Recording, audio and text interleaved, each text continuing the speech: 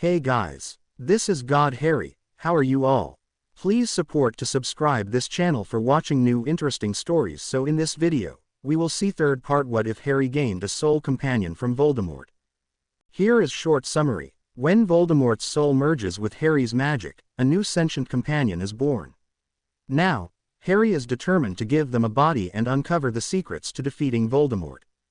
But before we start, if you want more stuff like this, then be sure to subscribe and like this video. And if possible, share this video with your friends. Now let's start the story. Last chapter. No, Riddle explained. She will die, but it is the soul I need. Once I have absorbed the energy from her soul, I will be complete and reborn, and she shall be dead. This was it. This was the answer to how to give Violet a body of her own. It also meant that I couldn't destroy that diary. It held more secrets than just Riddle's soul. I had to find out more. To do that I would need to kill Riddle, but not the diary. And what happens if she dies before then? I asked curiously, pointing my wand towards the girl. You dare threaten Lord Voldemort? Riddle shouted, confirming my suspicions on who he was. It's not like there were many Parseltongues to pass through these halls recently. Riddle turned to the statue of Salazar Slytherin. Speak to me, Slytherin, greatest of Hogwarts 4. I dare, I said softly, smirking at him. It was kind of you to summon Brazil to me. It will save me some looking later. I could hear the grinding of stone as the statue opened up, followed by the slithering sound of something extremely large making its way from within it. Kill him, now, do it quickly, Riddle shouted in Parseltongue. I kept my eyes low, on the snake's body to both know where it was located, and keep from dying. Just as the snake turned to me, I made my move. With a quick swish of my wand, I conjured a large mirror in front of myself, glass facing the basilisk. It only took half a second before the basilisk emitted an ear-piercing scream. Quickly, you can still kill him before you are petrified, you wretched beast. Riddle yelled at the snake. I could hear the snake trying to lunge at me, if the sound of petrified flesh grinding together was any indicator. It wasn't quick enough, however, as after only a second or two at most, the beast went silent. I was glad it had worked, as I had only based my plan from old Muggle lore. There was a beast named Medusa with the ability to petrify, and she too had been defeated using a mirror to reflect her own gaze back upon her. I vanished the mirror before turning to look at Riddle once again. He had a look of defiance on his face, but I could see the hint of fear behind his eyes. I turned away from him and back to the Weasley girl as I planned out exactly how I should do this. I had never taken a life before, even if technically she was already dying. It's not too late to join me, Harry Potter. Riddle tried to bargain. You and I together could rule the world. It's not the world I want, I told him, finally deciding on which route to take, and I started by undressing the poor girl. I wasn't particularly happy with what I was about to do, but I was resigned. With a mournful, yet resolute, look on my face, I started with her robes. Next went her trainers, shirt, and skirt. It was then that Riddle finally spoke again. I thought you were going to kill her, Potter. He asked, smirking. Aren't you a bit young to be stealing her innocence? I raised an eyebrow at him. I'm 12, I deadpanned. But since you won't be around to tell anyone, I guess it won't hurt to explain. After all, you were quite helpful to me tonight. The grown-up version of you sneaked into this castle just a year ago by possessing the defense against the dark arts teacher. When you were touched by my very hands, you crumbled into ashes. I will need an explanation for your attacks, and your diary will need to be kept from the story. I find it quite believable that you could have overpowered an 11-year-old girl and once again possessed your way into the school. I will need a pile of clothes covered in ash to make this story believable, so her clothes will need to be unharmed when I burn her body. I had planned on just obliterating my presence from the minds of the three outside, but unfortunately I am the only other Parseltongue in the school, and it wouldn't be believable that they made it here without me. By the time I had finished telling my story, I had already removed the little Weasley's training bepanned knickers. I am not ashamed to admit that curiosity did get the better of Violet after Riddle's accusations, and Violet not having any clue about the anatomy of the Farer, I sneaked a peek at what made girls different from boys. Apparently, until they get a bit older they don't look much different above the waist, but below it was another story. Violet made me promise to look into it more later so that she would be prepared. Curiosity satisfied, I stepped back and moved a few feet to the side before turning back to Riddle. "Any last words?" I asked him sardonically, knowing it wasn't really him I was about to kill. "You're a fool, Harry Potter," Riddle said smoothly and resolutely. "I guess begging was not in Voldemort's arsenal. And you will lose everything. We all do in the end," I whispered sadly, turning back to the Weasley girl. "Even you, Incendio." I said the last part sadly as I once more pointed my wand at the doomed 11-year-old girl. I felt a small pang in my chest as her small body caught fire and a silent death began to consume her. I at least hoped I was less of a monster than the memory of the man behind me. While I could definitely feel the sadness of having to take a life so young, it was without regret. Regret, I knew, was something I would never feel when it was something that was so important as bringing my Violet to a body. I clamped off my emotions when it felt as if a tear was threatening to fall, and waited as her body began to turn to ash and dust. It had only taken Riddle a few seconds before he started screaming. Perhaps it was fitting that someone would scream while a living body lay burning. I believe it would have made it worse to have to watch it in complete silence.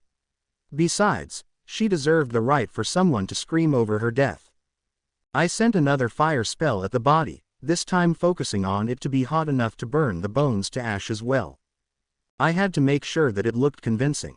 I managed to turn just in time to see Riddle burst into a cloud of sparks and showers of light. I took a moment to pick up and pocket the diary from within the dead girl's school robes. It would have to be secured as soon as possible, but I knew I wouldn't have time before we ran into authorities. It was likely they already knew of our missing presence. "I see you were too late to save the girl," a voice sounded from behind me. "Pretty impressive beast, wouldn't you?" I turned around just as Lockhart's voice went silent, only to find out why. The fool had stared straight into the basilisk's eyes, obviously mistaking it for dead. I had already figured it would keep its magical abilities as even Nick had still floated when petrified. I stared dumbly at the, now ex-professor, as he slowly fell backwards towards the floor. Dead. Not exactly what I would have suspected. Violet finally said, breaking me from my stupor. "Of course, leave it to the fraud to die only once the battle has been won." I can't believe I just saw that happen," I told her incredulously. "We need to get a move on it, Harry." Violet ushered me softly. "There is still work to be done if we are going to escape from this without going to Azkaban." "You're right," I sighed. "Let's go give Longbottom and Weasley their new memories."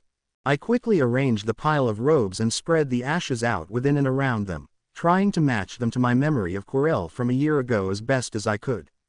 I stared a few seconds longer once I had finished before conjuring an urn to place the remains. I headed for the exit of the chamber once I was done. Implanting the memories I needed Longbottom and Weasley to have wasn't very difficult. Neither of them had any sort of training to defend their minds after all, but it was tiring. Mixing obliviation, occlumency, and legilimency all together like that takes a dedicated mind to make sure it is done right, and is mentally exhausting. Praying for the best, I unbound the pair and enervated them. It took them a few seconds before they started to come around. What happened? Longbottom beeped, holding his head. They would both likely have a massive headache after having their minds altered like that. "You two passed out when Voldemort's spirit flew through your bodies," I told the pair. "You fell and hit your heads kind of hard." It was Weasley who processed his new memories first. "Ginny," he yelled, before falling to the ground crying. Longbottom must have finally caught up to his new memories as he staggered to the floor beside Weasley and began to comfort his friend. "We need to go," I ushered to them softly, playing my part. I didn't really want to sit here watching them mope around seeing as I was the one who had killed the girl, and I didn't need my mind being dragged back towards thinking about it. I still had a role to play for when we met with the authorities. They will likely be looking for us, and someone needs to take care of our fallen. I might have not even spoken for all the attention Weasley paid me. Longbottom heard me however, and after he managed to stop glaring at me, nodded and started to help Weasley to his feet. I had levitated Lockhart's body behind me on my way back to the other two. I had thought about leaving them for someone else to remove, but decided I would rather there not be others visiting this place. They would surely want to finish the job, and kill the basilisk, but perhaps one day it would be of use to me. I decided to lead our small party to the headmaster's office, once we had disposed of Lockhart's body in the infirmary. Weasley had taken the urn and didn't look as if he was going to be letting go of it any time soon. Surely someone would have been called to the school to deal with this situation, and Dumbledore's old office would likely be where they went for privacy. Violet reminded me along the way that it would probably be wise to allow a few tears to streak down my slightly grimy face, so as to give credence to my story. I was supposed to feel sad over the death of a fellow student after all. Of course, it wasn't hard to accomplish. Once I had unblocked my emotions, the sorrow of having taken a life returned full force, a few tears sliding gracefully down my face. It had been years since the last time I had cried, and it felt awkward. As the three of us made our way up the already open gargoyle, we could hear the voices coming from within the office already. "Come in," came the unmistakable voice of Dumbledore when I knocked on his door. Figures he would be back. Violet thought ruefully. "Here goes nothing," I replied, steeling my nerves. I would need to keep my wits about me to get through this. "Ah, here they are." Dumbledore sounded relieved. "Misters Potter, Longbottom, and Weasley, you three have had quite a few people in an uproar over the last few hours. I do believe you three owe us an explanation." Dumbledore sat behind his desk with Snape and McGonagall flanking him on both sides. Weasley's parents were seated in the desk in front of him, and the Minister of Magic stood off to the side with a pair of oars. Lucius Malfoy was there as well, standing close to where I could see Dumbledore's pensieve poking out from behind its cabinet door, and I couldn't make heads or tails of his presence. "I will need to get my hands on a book about pensieves soon," I reminded Violet. "I can think of no other way that Voldemort would have used to store memories in that diary of his." I decided I would let Longbottom tell the story I had implemented in his head. I knew at least then most of the room would swallow his story as if medicine. The only ones I would need to fool would be Snape, Dumbledore, and perhaps Malfoy. "Well, you see, sir," Longbottom began, "Ron and I overheard the meeting in the teacher's room and decided we had to go and help save Ginny." "Mr. Longbottom," McGonagall interrupted, "you were ordered back to your dorm. How did you even get inside the room without notice?" Longbottom hesitated before he relented under her glare. "I managed to talk my Uncle Algy into getting me an invisibility cloak for Christmas last year. It's used, but it works well enough." McGonagall went to speak again, but she was cut off by Dumbledore. "You can berate Algy later, Minerva. We have a story to listen to now. Please continue, Mr. Longbottom." "Well, we heard the teachers say they were going to leave Lockhart in charge of finding Ginny. I knew we had to help him." Longbottom continued the story, filling me in on their comings and goings before we met in Lockhart's office. At least now I knew how the trio managed to move around so much without detection. Hermione had figured out it was a basilisk attacking students just before she was attacked, and we knew Lockhart would need to know. When we came to his room, he wasn't alone, and it looked as if he had been packing. Potter was there with him, and I knew we would need him to open the chamber as he is the only one available that speaks Parseltongue. We told him if he really wasn't behind the attacks he would help us. McGonagall frowned at Longbottom's admittance of blackmail, while I frowned at him reminding the world of my linguistic skills. "Go on," Dumbledore urged. Well, the four of us headed to Myrtle's bathroom where the entrance was located, and once Potter opened it we all went inside. We slid down the pipes and ended up under the castle. There was a long corridor littered with bones, and it led to another door that Potter had to open. We opened it and went inside. Ginny, she was there. Only she wasn't Ginny anymore, she was being possessed. It was different from Quirrell as he wasn't sticking out of the back of her head, but his voice, it was the same without a doubt. Dumbledore seemed to realize who exactly he was talking about and tried to usher the story along with so many other ears present in the room, but leave it to Fudge to, well, fudge up his plans. "Possessed?" he asked. "By whom, my boy?" "Voldemort," Longbottom replied. That one word was all it took for pandemonium to escape in the room. "Impossible," Fudge started yelling. "He's dead." No, no, no, no, no. Mr. Weasley kept repeating as his wife wailed into his shoulder. Snape remained emotionless as always. McGonagall was wide-eyed with worry about where this story would end up. Weasley and Longbottom both were watery-eyed as they were likely reliving their new memories. The Aurors were on alert, as if there might be a threat pop up to attack the Minister at any second. Dumbledore looked saddened and troubled, but it was Malfoy's reaction that was most interesting. It was quick and I doubt anyone other than Dumbledore would have even noticed it, perhaps Snape, but the man was likely too busy sneering at either Longbottom or myself to notice. Malfoy had remained emotionless, all but for the first split second Longbottom had spoken.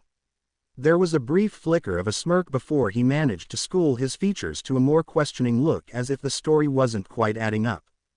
Silence. Dumbledore eventually yelled, "Bring quiet to the room once more. Mr. Longbottom, continue if you will." He said that if he had attacked enough people, you would be kicked out of Hogwarts. Longbottom said, pointing to Dumbledore. He said he had to make up for last year and was going to kill Potter and I, and then he summoned the basilisk. It was huge, over 50 feet long. Professor Lockhart said he would deal with it, and that we should deal with Voldemort. I don't think Lockhart even knew what to do against a basilisk. He looked it in the eyes and died instantly. That left me and Ron to fight the basilisk, while Potter took on Voldemort. Here Longbottom paused as if having sense enough to understand he had to be careful with his words in present company. I remembered Hermione having the mirror on her when she was petrified, and so I summoned a large mirror and the basilisk petrified itself with its own gaze. By the time we had finished, Voldemort was fleeing the room, and Ginny, she received the same fate as Professor Quirrell, sir. Apparently Dumbledore had done a good job covering up the Quirrell incident because all Longbottom received from those who didn't work at the school were questioning glares. Before anyone could ask what he meant, Mrs. Weasley spoke up. "Where is she? Where is my baby girl?" she asked, panicked. She followed Longbottom's gaze to the urn in her youngest son's arms and recognition lit up her face, before grief destroyed it. It wouldn't surprise me if her cry could be heard from Hogsmeade. "Do you think it's worth it?" Violet asked sadly. "Causing this much grief for our own goals? Nobody cared about the grief I had to go through with the Dursleys." I said instantly, "Where were the tears for hungry freaky Harry Potter who was locked away in a cupboard under the stairs? They can wail all they want, but they taught me my lesson long ago. One can only look after themselves, as they are the only ones who care. You are as much a part of me as I am. You are my family, my love, and my life. You're the only one I truly have left in this world, and in the end I will only look out for you, screw the rest of them. I love you, Harry," Violet said sadly. "One day I promise I will make this all up to you." "You already have," I told her. "I am still trying to make up for all you have done for me." "May I be excused, sir?" I asked Dumbledore. "I think the Weasleys could use some time alone." Dumbledore sighed, the incident still clearly weighing heavily on his mind. "Of course, my boy. If anything comes up we will speak of it later." I nodded my head and made for the door before leaving. I only made it halfway from the headmaster's office back towards the main hall before I heard the footsteps behind me. I turned to see Mr. Malfoy quickly catching up behind me. I turned and waited for him to approach.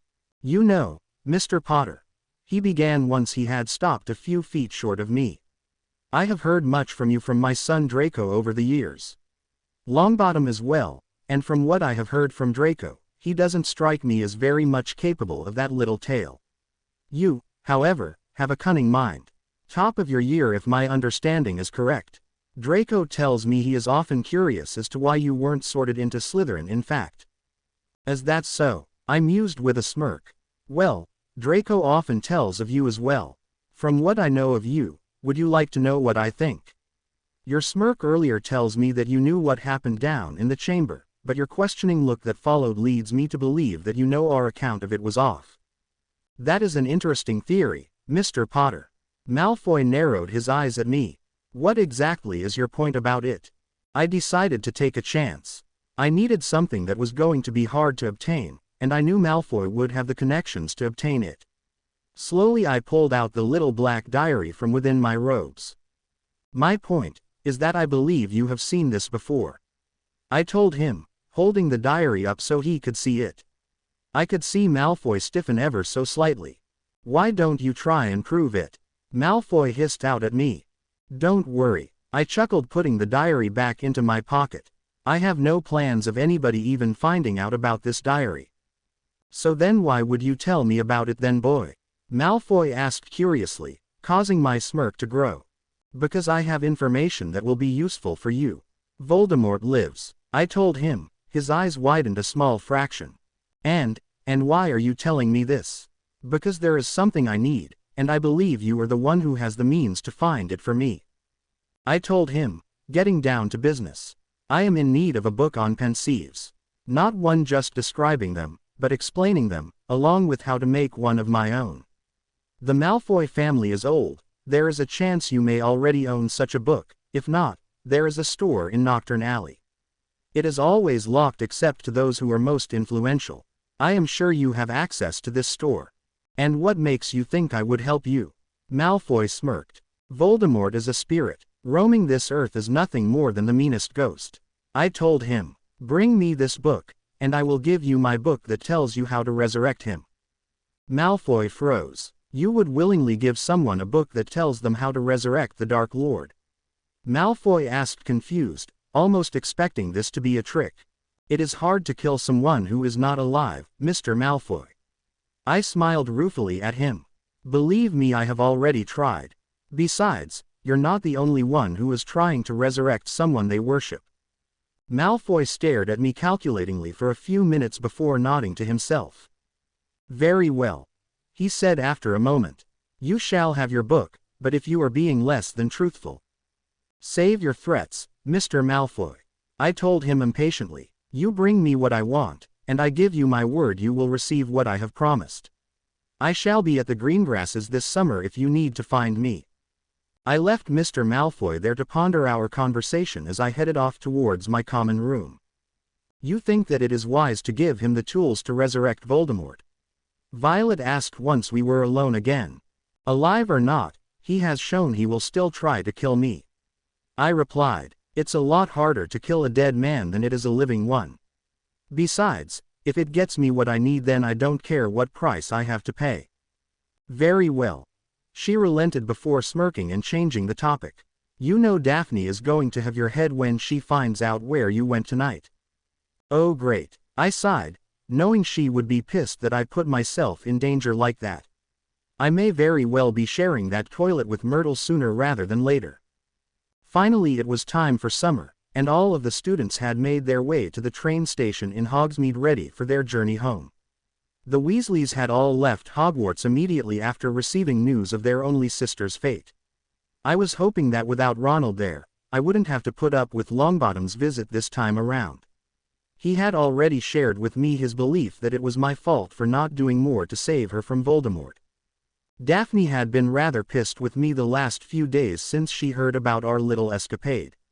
Thankfully she was getting over it, and decided to cuddle with me for the ride back instead of glare at me. We were on one side of the compartment, the other taken by the usual duo of Tracy and Wayne. "It's hard to believe we are already finished with our second year." Tracy spoke up a short way into our trip. "I know," Wayne told her. The pair had taken to hanging out even without Daphne and I around. "It almost seems as if we never hardly got to spend any time with you two," he said, motioning towards Daphne and I. "With all the attacks it was hard for anyone to find time for enjoyments such as hanging out," I pointed out. "Especially when you have a girlfriend who needs a good snogging all the time." Tracy giggled, causing Wayne to smirk and Daphne to glare at her while she cuddled deeper into my side. Daphne spoke up. "I think Tracy is just jealous that you haven't started snogging her yet, Wayne."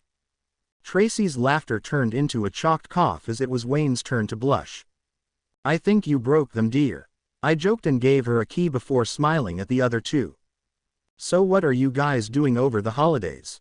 Wayne asked, breaking the conversation away from his love life. "We are searching for a rare book," Daphne answered him. "Surprise, surprise," Tracy cut in. "Another book? Seriously, you are always reading away in a book, Harry." "Yes, a new book," I chuckled at the girl.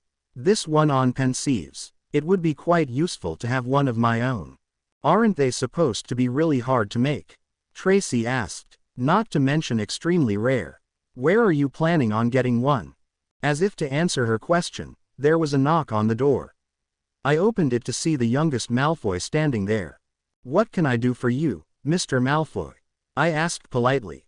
I need to speak with you, he said, looking at the other three in the compartment. In private, if you do not mind. I nodded my head before turning back to the other three. I will be back shortly, I told them before following Malfoy to an empty compartment. I received this from Father, with instructions to pass it on to you, he said after he added a silencing word to the compartment. He instructed me to pass it to you with a message. You have 1 week to deliver. I took the book he had held out for me. It was the book on Pensieves that I needed. He moves fast, Violet chuckled. Apparently he wants to have Voldemort resurrected quite soon. Too bad, he will not likely find Voldemort anytime soon.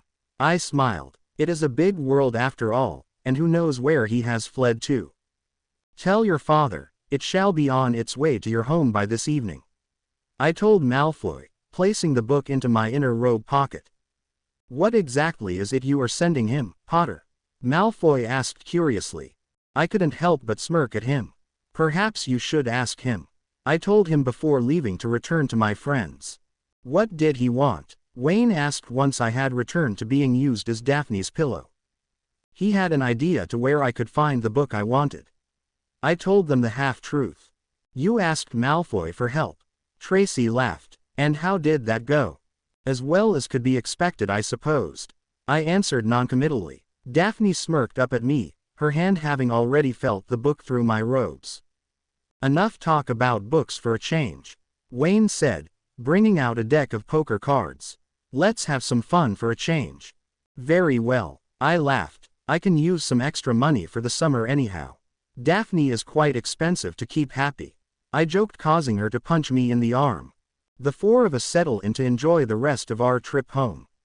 With my book in hand, well, at least pocket, I was unsure of how much free time I would have to actually be able to get out and visit them over the summer, so I sat back intent on just enjoying our ride together. So what did Malfoy really want? Daphne asked. We had been home for a few hours now, and the pair of us were lounging in the bedroom I stayed in. She lay curled into my side as I had the necromancy book that I was supposed to ship off to Malfoy tonight in my hands.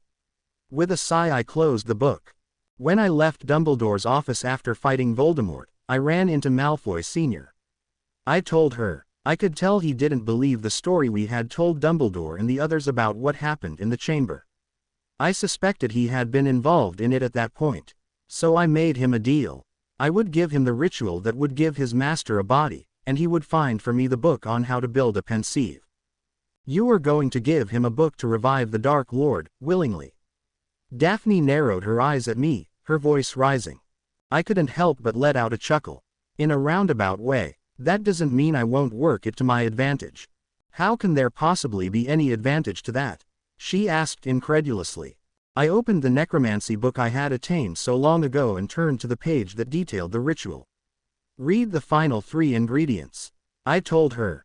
Bone unknowingly taken from the wizard's father, flesh willingly sacrificed from one of his servants, and the blood forcibly extracted from one of his foes, she read to herself.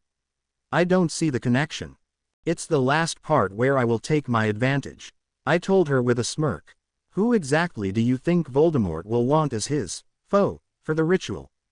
There is some kind of protection left in me by my mother that makes him unable to even touch me. He will not accept that. I am almost sure he will use me in the ritual to overcome his weakness. The ritual says the blood must be taken forcefully from the foe, but I will gladly allow them to take it. The ritual will still give him his body, but at a cost, as the ritual will not be done properly. A person is only as magically strong as their body is. His blood will be tainted by the freely given blood, making him tire easier as his blood protests to the channeling of his magic. He will still be an extremely skilled fighter, of that I have no doubt, but he will hopefully not be able to outlast me in magical endurance, and that is where I will have the advantage. As he begins to tire, I will not. Advantage, Daphne shouted at me. How is willingly allowing yourself to be captured for some dark ritual, and resurrecting the Dark Lord at that, being to your advantage? I see no advantage unless death is your goal. I knew she was worried about me. I set the book to the side and grabbed each side of face into my hand before softly keying her on the forehead, her nose, and finally on her lips. You need not worry, love, I told her, staring into her worried icy blue eyes. I got up and moved towards my trunk before unlocking it and pulling out the black diary from the bottom and bringing it back over to the bed where Daphne resumed her cuddling into my side. The reason Malfoy knew we were lying about our story is because of this. I told her, melancholy seeping back into my voice, holding up Voldemort's diary.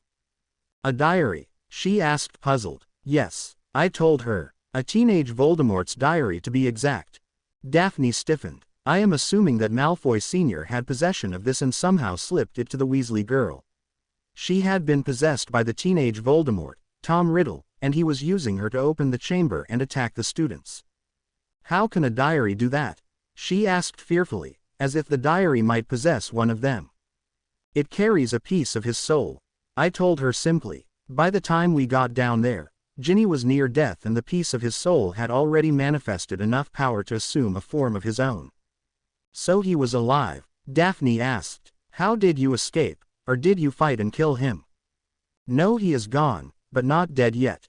I sighed sadly, closing my eyes as the memories of what I had done washed over me again, knowing I would have to tell her everything. I had been dreading it for some time now, and my dreams had been plagued of her burning body since that night, but I knew I would have to push through it. The only way to stop him would have been to destroy the diary or kill a girl who was already dying. So what did? Oh.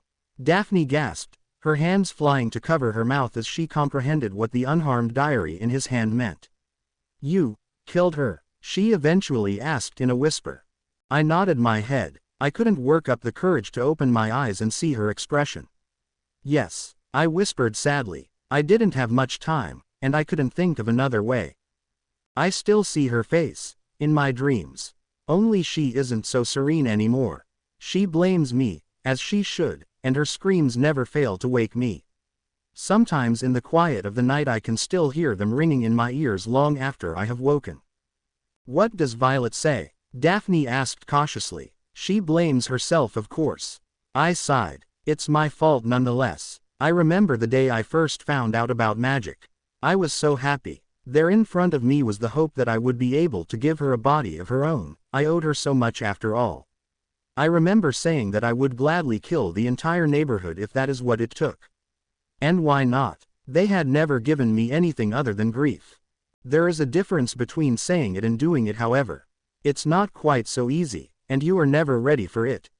Nobody ever realizes just how messy killing someone can be, how much it will play with your mind afterwards.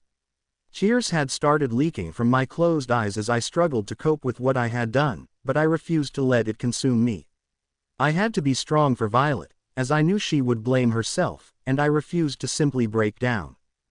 Was the diary really that important? She whispered to me sadly.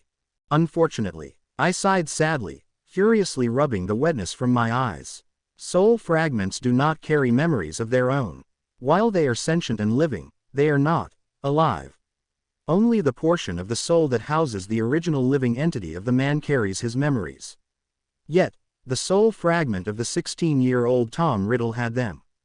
That means he has to have stored his memories along with the fragment of his soul into this diary, which is why I need a pensieve of my own. Once I peel back the other enchantments on the diary, I will be able to extract the memories from the pensieve within. I could view them in any pensieve, but viewing them is not enough.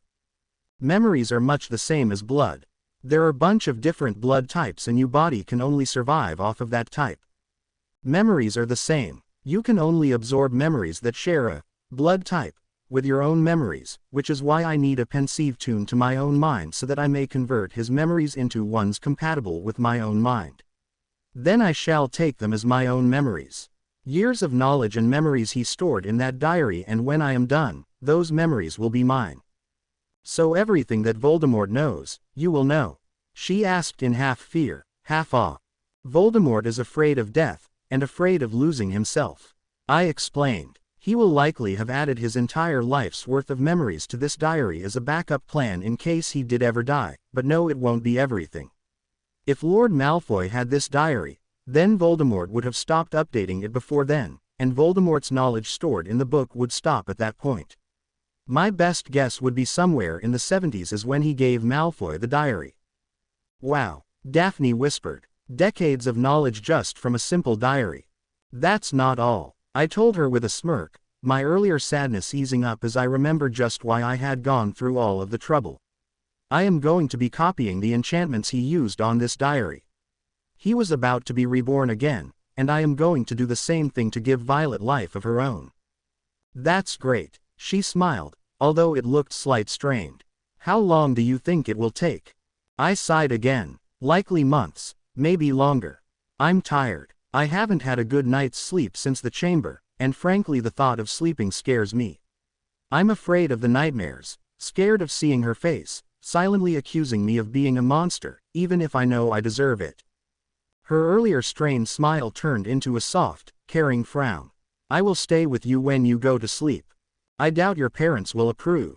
I jested, causing her to swat at my arm.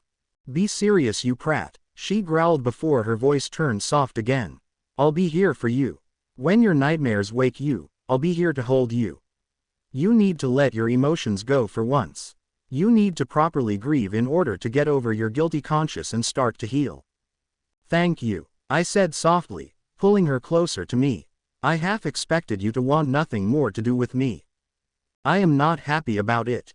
Taking an innocent life is never an easy thing to accept, and walking away would be an easy choice for most people. She said softly, but I knew going in that you were walking the line down a dark path. A path that many have lost themselves to because of the things they have had to do. I care about you too much to abandon you to such a fate.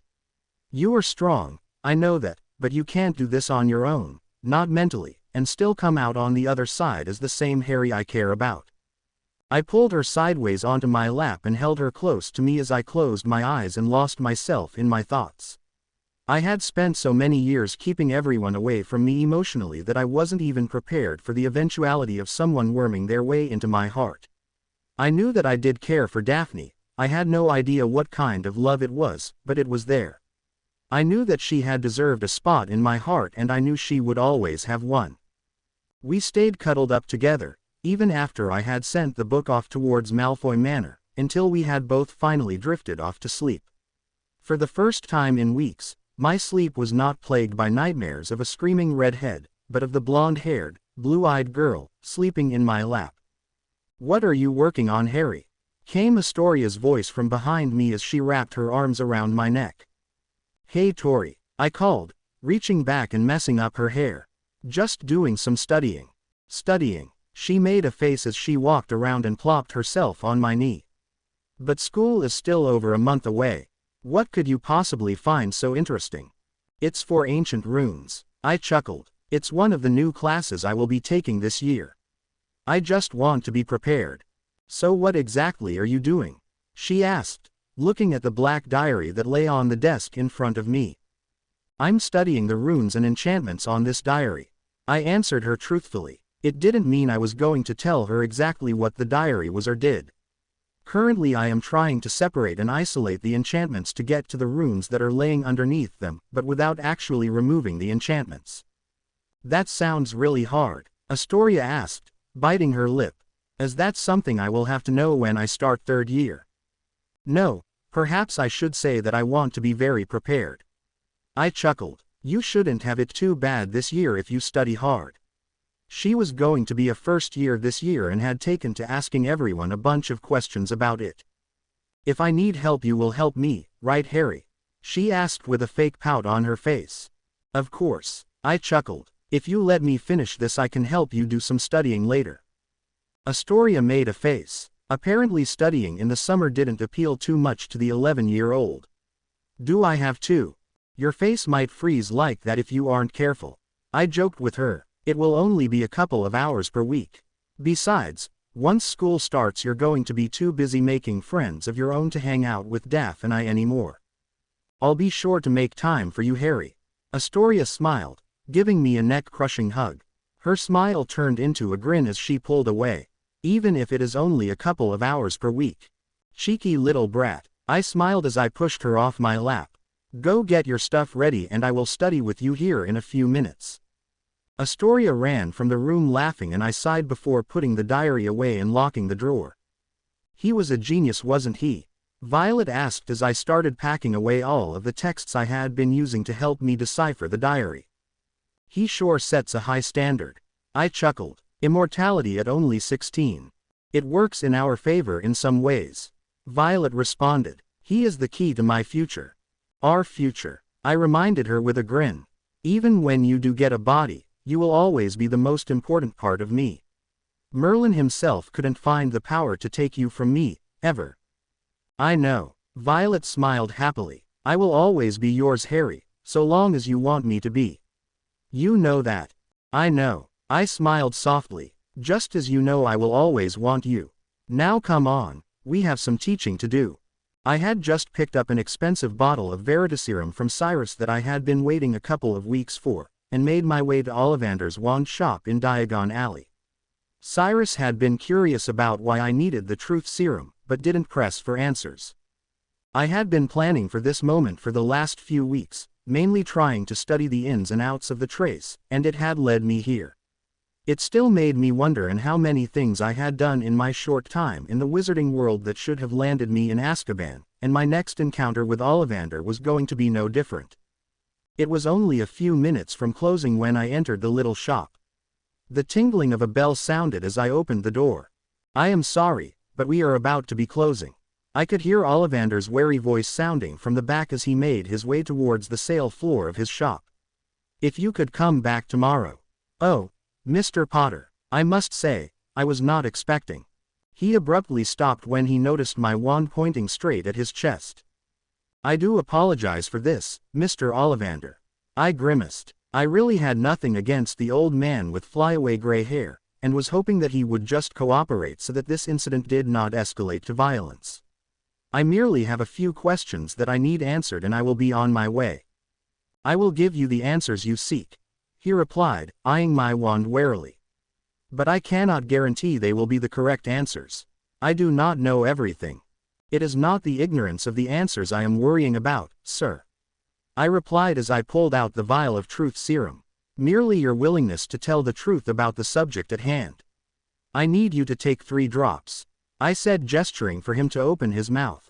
Ollivander sighed as he saw the vial of clear liquid and reluctantly opened his mouth. I was thankful as I still did not want to cast any magic until I knew more about the trace. I had used it in the past, but I had never stayed long enough in the area to see if the ministry knew about it or not. I let out a small sigh of relief once the 3 drops entered his mouth. I decided to keep it simple in order to find out if the serum was working or not. What is your name? I asked.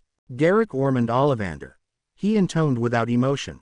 Good. I smiled before continuing. What do you know about the trace? The trace is a charm that is applied to a wand before it is sold, he began. That is why I own the only wand shop in Diagon Alley. The ministry makes it impossible for anyone to obtain a permit to sell wands without agreeing to administer the trace. What else? I urged. The trace cannot detect who is casting magic, or track the location of the wand owner unless they get an alert of magic being done, he replied, his eyes still milky. Any magic done near someone carrying a wand that has the trace sends an alert to the ministry. Naturally, alerts are sent out in the homes of magical families as the parents use magic, but they are ignored and it is left to the child's parents to see to their children's following of the rules. How can you get around it, or remove the trace altogether? I asked, excited to be receiving answers. A charms expert would be able to remove or break the charm, but an alert would be sent to the ministry and the location would be soon swamped by the authorities. The charm would be naturally broken when the user hits his maturity at age 17. It triggers a dissipation ward that is tied into the charm to remove it naturally. No alert is sent out if this happens. Of course, one can always just use an adult wizard's wand that no longer has the trace, leaving their own someplace else, and use magic freely. Can I just have an adult wizard use my wand to break the charm? I asked curiously as I noticed his eyes starting to return to normal. No, Ollivander replied. The charm is activated by the magical signature of its owner, and the same signature is the one that must break it. This is why we only have you wave the wand during testing and not cast actual spells. Thank you for your help, Garrick. I told him as I shifted my wand to his head. Don't worry, I did not come here to hurt you. However, you can't be allowed to remember this conversation. Oblivi. It won't work, Mr. Potter.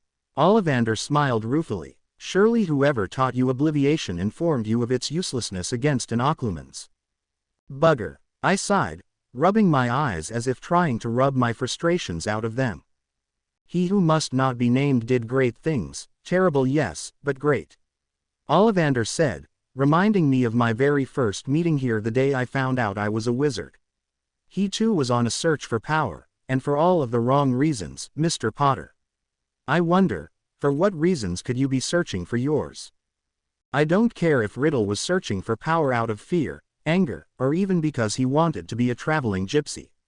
I growled angrily, I am doing this out of love, and I will succeed or die trying, and nobody is going to get in my way. I huffed angrily as I started to pace around, planning what to do next. A much more noble pursuit, I must admit. Ollivander smiled ruefully, yet all the more dangerous. A man is always willing to dig deep into the darkness in anger, fear, or other trivial pursuits. But love, it trumps them all. For a magic that is so pure, it can make people desperate enough to delve to the deepest pits to find it. Just how far have you delved, I wonder, Mr. Potter? I glared at the man. I wished he would just shut up and let me obliviate him, but I knew that wasn't going to happen. So we find ourselves at a crossroads, it seems. I don't want to hurt you, yet I can't just let you turn me into the oars either. What is it that you want, Mr. Potter? Ollivander asked curiously. What do I want? I asked incredulously. I don't want to go to Azkaban. That I can tell you for certain. Not what do you want tonight, Mr. Potter? Not even for the next year. Ollivander chuckled. What are you wanting in the future? Everyone has something they want more than anything. Some men want to be rich, others famous, and even some want to rule the world. I sighed. The weight of the world seemed to be bearing down on me lately, and I was slowly running out of answers. I don't care about fame, or riches, or even ruling the world. I said softly, my thoughts turning to Violet. I would gladly give up everything I own and disappear from the world if it meant I could be with the girl I love. You don't understand what it is like to not be able to hold the only person who ever loved or cared for you, to have the answers constantly dangling just out of your reach, never close enough to grab hold of them. She was the only one who gave a damn about the freak locked away under the stairs. The pitiful boy who cried himself to sleep every night, friendless and hungry. My voice had turned hard towards the end, frustration taking over at the fact I couldn't figure out this solution, mixed with anger in the fact I was telling more than comfortable with sharing.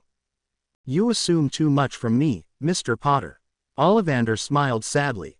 I am an old man, lived a long life, and I was born in a different time. I have no wife. No children, but I was once in love. It's sad that I can barely remember our time together. We were young and so much in love, but while my family has never been poor, she was from a rich pureblood family and her parents would have never approved of our marriage. It's been nearly 80 years now, and marriage contracts were much more common in those days. When she turned 17, her father had her married off to another man, and I never had the chance to speak to her again. I did see her once. It was almost 20 years ago in fact. She was talking with another, just outside of my shop. She may have been near 60 years older, but she was still just as beautiful as I had remembered. What happened? Did you talk to her? I asked, my curiosity taking over for a moment. I had just worked up the courage, and had stepped out the door to do so. Ollivander said sadly, it was then that the Death Eaters started apparating in and started throwing around curses. I may have long since forgotten the face of her youth, but I will never forget her face being illuminated by green as our eyes made contact just before she dropped to the ground. I still dream about it, you know. I told him softly. I can't see her face, but I can hear my mother screaming and being engulfed by a flash of green light. I can even hear Tom laughing afterwards. My parents died to save me from him, and they didn't even receive the recognition they deserved. Instead, a lie was crafted. To protect me and another was given their glory. All I received was a shitty home and this. I reached up to rub the lightning-shaped scar that had been on my forehead since the night I was orphaned. He isn't dead, you know. Twice in the last 2 years, I have had to fight him off. He won't stop until one of us is dead. Ollivander looked to be pondering something for a long time before he spoke. Then you must kill him, he said, smiling once more. Give me a vow that you will kill the one responsible for the death of your parents and the death of my Elia, and I will give you my vow to keep your secrets. It might be the best solution that we are going to find tonight, Harry. Violet said softly. I will likely have to kill Tom anyhow, I guess. I told her. It's not like he will ever stop hunting for me until I have. Very well, I answered him in relief, glad I didn't have to worry about a trip to Azkaban just yet. You will act as the binder. I wouldn't want to be charged with underage magic now, would I? I grinned cheekily. The flight from southern Wales to Little Whinging had been a long one. While it could have taken me a lot longer, getting the hang of flying like smoke in the wind was something that wasn't at all easy to get used to. Not only did it take a lot of concentration, which thanks to occlumency I had in abundance, it was also a weird feeling to acclimate to. Feeling like you were 1,000 different pieces, yet a single piece at the same time was disconcerting to say the least. It was literally like being smoke. I could still feel objects as I hit them. For instance, I had felt the chain link fence I had crashed into while still learning, but it didn't hurt and I just sort of drifted through the cracks and gaps before taking off once more. It was late afternoon, and the sun had already set, by the time I landed in the front lawn of number 4. If any of the neighbors had been looking outside, they would have seen a black cloud of shadows landing and forming back into the form of a human. I didn't draw my wand, as I had left it behind at Greengrass Manor. Without it, I knew that my use of wandless magic wouldn't be reported back to the ministry. I walked up to the door, not even bothering to knock. I opened it and stepped inside. Dudley must have already gone to bed, as it was just Petunia and Vernon still watching television. The sound of the door closing caught their attention. Boy, what the hell are you doing back in my house? He screamed. He looked as if he wanted to say more, but I cast a wandless banishing charm at his neck. Not enough to completely cut off his air, but enough to pin him to the back of the couch and make yelling hard to do. Trust me, I take no pleasure in being here. I sneered at the two. Inside, Violet was doing her best to convince me to let her kill them, completely forgetting the fact she didn't even have a body yet. I only came for your signature and I will be out of your home. I said the last part as I looked around my own personal hell for so many years with a sneer. We aren't signing anything, and we don't want anything from you, freak. Petunia screeched. We were happy without your freakishness being around, so leave. I raised my other arm and wandlessly cast a summoning charm on her feet, dragging her to the floor and over towards me, before pinning her by the neck to the floor as I had done Vernon. Silence. I half hissed. You will sign this damn permission slip, and you will be thankful that I don't merely kill you where you lay to repay your kindness to me for all of those years. Do I make myself clear? Being back in this house once more was threatening to bring back all of the old memories of this place. All of the nights of being locked in a small and dark cupboard without food. All of the times I had to run from Dudley and his gang to avoid being beaten. Even all of the times I had to listen about how worthless and freakish I was. I certainly didn't make for a happy mood. I pulled out my Hogsmeade permission slip and grabbed a pen from a desk in the corner and made my way over to Vernon. Now you will sign this and I will be on my way. Refuse, or tear it up, and I shall spend the rest of the night making your life as miserable as you made mine for nearly 10 years. Are we clear? Vernon's face had already begun to turn slightly blue from his mild lack of air, and he merely nodded wide-eyed to me.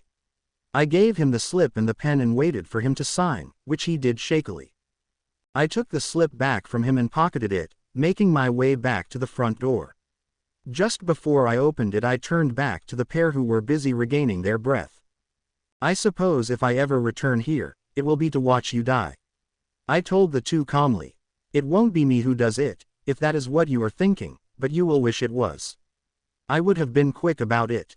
I opened the door and burst into a cloud of smoke before making my way back to Greengrass Manor. Mind talking to me for a few minutes, Harry? Cyrus asked after knocking on my bedroom door. It was the night before students were due to leave for Hogwarts, and I had just finished packing my belongings. Of course, I chuckled that he had asked for permission to talk. What do you want to talk about? Sirius Black. He sighed. The murderer, I asked, having already seen his face plastered all over the wizarding world the last few weeks after his escape from Azkaban. What about him? What do you know of him? Cyrus asked. Only what the prophet has published, I guess. I told him, trying to remember. Worked for Voldemort, killed a wizard named Pettigrew, and killed a dozen muggles to boot. Apparently the list is quite a bit longer than that. Cyrus sighed. And quite a bit of it concerns you. Concerns me? I asked, confused. How so? Dumbledore came to me a few weeks ago when Black escaped. Cyrus started. He told me some things about who he was and what he did. He was concerned for you. Let me guess. He escaped from prison just to come kill me. I asked jokingly and with a chuckle. It died off when I noticed Cyrus didn't laugh. Me. I'm going to have to change my name to Sylvia Brown. I groaned to Violet. I don't think you would look too good as a woman, Harry. She giggled. Even in school, Sirius Black was thick as thieves with your father. Cyrus cut in. According to Dumbledore, he was your parents' secret keeper when they went into hiding. Secret keeper? I asked, not having heard the term before. There is an advanced ward known as the Fidelius charm, he explained. It turns the location of where you use the charm into a secret that is stored inside the mind of the secret keeper. The only way anyone can see this location after the ward is in effect is if the secret keeper divulges the secret of the location to them. And I take it Black was the secret keeper for my parents. I asked darkly, catching on to where this was headed. It is widely accepted to be the case. Cyrus explained sadly. He told Voldemort the location of your house and, well, you know the rest. According to the prophet, Black was heard mumbling in his sleep while in Azkaban, he is at Hogwarts, over and over again. Dumbledore believes that he may be coming after you. I plopped down on the bed angrily. It was because of him that my parents were killed and I was sent to a living hell with the Dursleys. Of course, he is part of the reason that I was given Violet, so I guess I will at least give him a wand to defend himself with when I kill him. Cyrus must have figured out what I was thinking.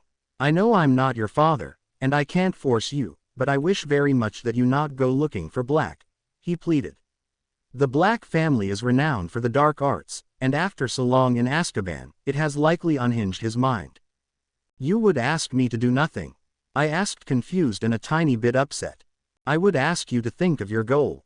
Cyrus tried reasoning. Think of my daughter. She cares for you. Do you really think she would let you run off after him by yourself? She would follow, and I do not want to lose my little girl. You're right, I sighed. Not only could I not risk Daphne's health, I was so close to having a body for Violet, and any other distractions would have to wait for now. I won't go looking for him, but if he finds me I won't hesitate to put him down. Thank you, Harry. Cyrus smiled as he headed for the door. He stopped just before he exited, his face no longer happy. Oh, I almost forgot. The Ministry foolishly approved the use of Dementors at all of the entrances to Hogwarts. Please be careful around them as they do distinguish between the innocent and the guilty. Good night, Harry. Good night, Cyrus, I replied as the man left the room. You're not going to go after Black, are you? Violet asked, double-checking my truthfulness, even if she already knew the answer. No, I won't, I replied, easing her worries. But if he finds me, that is another story. We have a big day ahead of us. It's back to school tomorrow. Violet cheered, glad that I was that much closer to working on my pensieve and finding her a body. Let's get to bed so you are rested and ready to go. Yes, Drill Sergeant, I replied, giving her a cheeky salute. Now drop and give me 8. She laughed. Hours of sleep, that is. I chuckled at her as I climbed into bed. Good night, V. I love you, I told her sleepily. Love you too, Harry. She smiled. Good night. Daphne and I set off down the corridor of the Hogwarts Express, looking for an empty compartment. Astoria had ran off to join a friend of hers who was also starting her first year. We had arrived slightly later than usual, and while still arriving ahead of both Tracy and Wayne, we still had to settle for a compartment near the end of the train. Tracy and Wayne both made it with plenty of time to spare, and once they had taken a seat I got their attention. "I assume you all heard about the escape of Sirius Black?" I asked them, receiving nods. Apparently Daphne's father had a visit from Dumbledore over the summer. Even though the prophet has been saying that they think he is coming after Longbottom, Black was apparently my parents' secret keeper when they went into hiding and sold them out to Voldemort. Dumbledore wants me to be on my toes in case he is really coming back to finish the job. It was Tracy who spoke up first. "Oh, Harry, you will have to be really careful, and don't go looking for trouble." "I don't go looking for trouble." I chuckled. "Trouble usually finds me. Harry isn't thick enough to go looking for a nutter who wants to kill him," said Wayne shakily. They had taken the news much as I had expected. Both Tracy and Wayne, I had told Daphne shortly after learning it, seemed to be much more frightened of Black than I was. I had read all about Azkaban and what it did to the minds of its inhabitants. "No one knows how he got out of Azkaban," Tracy said uncomfortably. "No one's ever done it before, and he was a top security prisoner too." "But they'll catch him, won't they?" Wayne asked earnestly. "I mean, they even have all the Muggles looking out for him too. I've seen him on their news a few times over the summer." "Are you guys looking forward to Hogsmeade visit this year?" Tracy asked excitedly, changing the subject. "It's the only entirely non-Muggle settlement in Britain." "You're starting to sound like Granger." Wayne laughed at the girl who scowled at him. "Although that isn't why I want to go. I just want to get inside Honeydukes."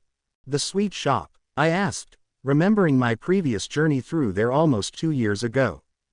"Yeah," said Wayne, a dreamy look coming over his face. "They supposedly have everything. Pepper imps. They make you smoke at the mouth, and great fat chocoballs full of strawberry mousse and clotted cream, and really excellent sugar quills, which you can beep in class and just look like you're thinking what to write next. I wouldn't mind taking a look at the Shrieking Shack." Daphne spoke up. "It is said to be the most haunted building in Britain. It can't possibly have more ghosts than Hogwarts." I reminded her. "Perhaps second most haunted at best.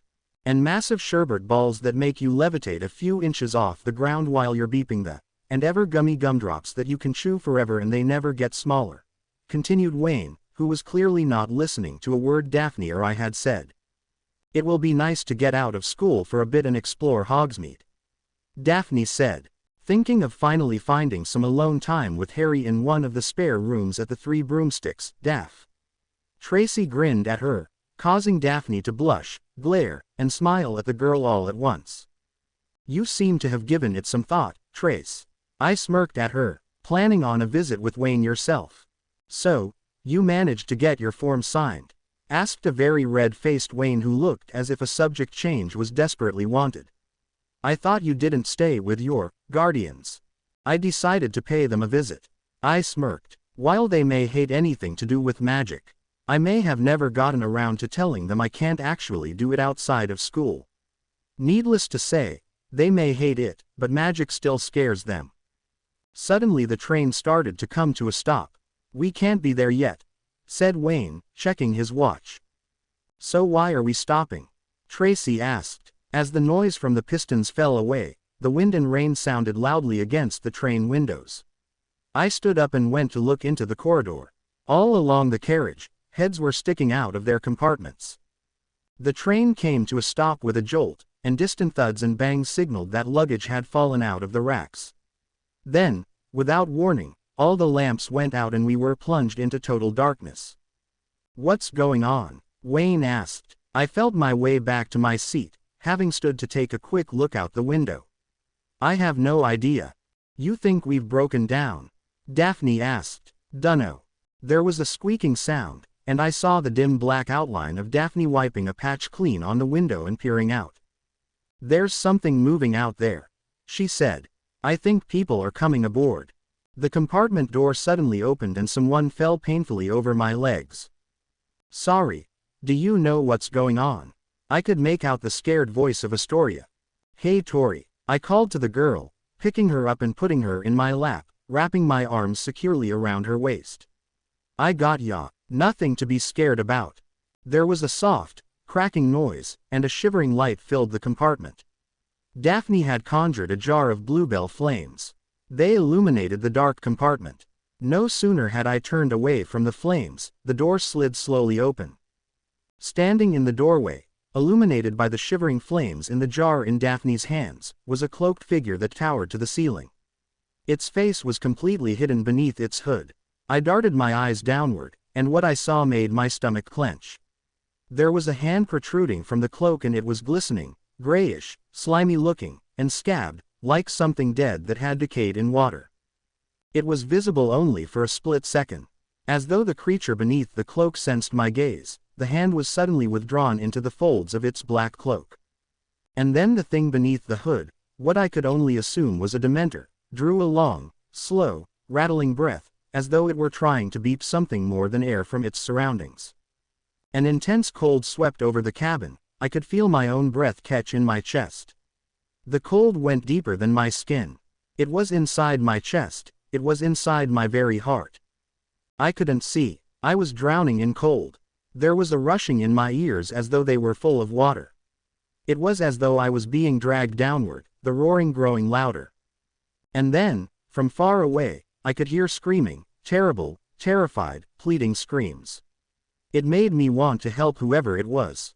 I could hear the dying moments of my mother begging Voldemort to spare my life. Then suddenly the voice changed. It started to sound more and more like Violet. "You can fight it, Harry." She was pleading. "Come back to me, please." She too was fighting the effects from the dementor. Slowly I started to fight through the fog that had been filling my mind. It cleared up just long enough for me to remember my occlumency training, and I pushed all thought and emotion from my mind. The world around me started to return to me rapidly. In front of me was a dementor with its hood down. Its sightless face, equipped only with a rotting mouth, was inching its way closer to me. Quickly, I thrust my arm out at it and cast a wandless banishing charm at it, using as much power as I could. The unsuspecting dementor was pushed back a few feet before it caught ground and started inching its way closer to me again. I cursed that my wand was in the pocket on the same side of my body as my only free hand, making it almost impossible to grab. On instinct I conjured a simple dagger wandlessly in my free hand before plunging it down hard into the top of the skull of the horror in front of me. It let out a screaming death rattle as it was rebounded a few feet, wailing loudly, dropping the others around me to their knees trying to cover their ears. Just as the creature seemed to regain enough control to start his attack anew, there was a bright white light that flashed from down the corridor. A large white wolf came barreling down the compartment halls before spearing into the dementor, causing it to finally flee. I flopped down into the nearest seat, slightly exhausted. "Harry, are you all right?" Daphne asked me worriedly as she clung onto my right side, Astoria on the other. Both looked scared and worried. "Yeah," I said tiredly, looking back towards the door to make sure it hadn't returned. "What was that thing?" asked a white-faced Wayne. "It was a dementor," said a poorly dressed man from the doorway.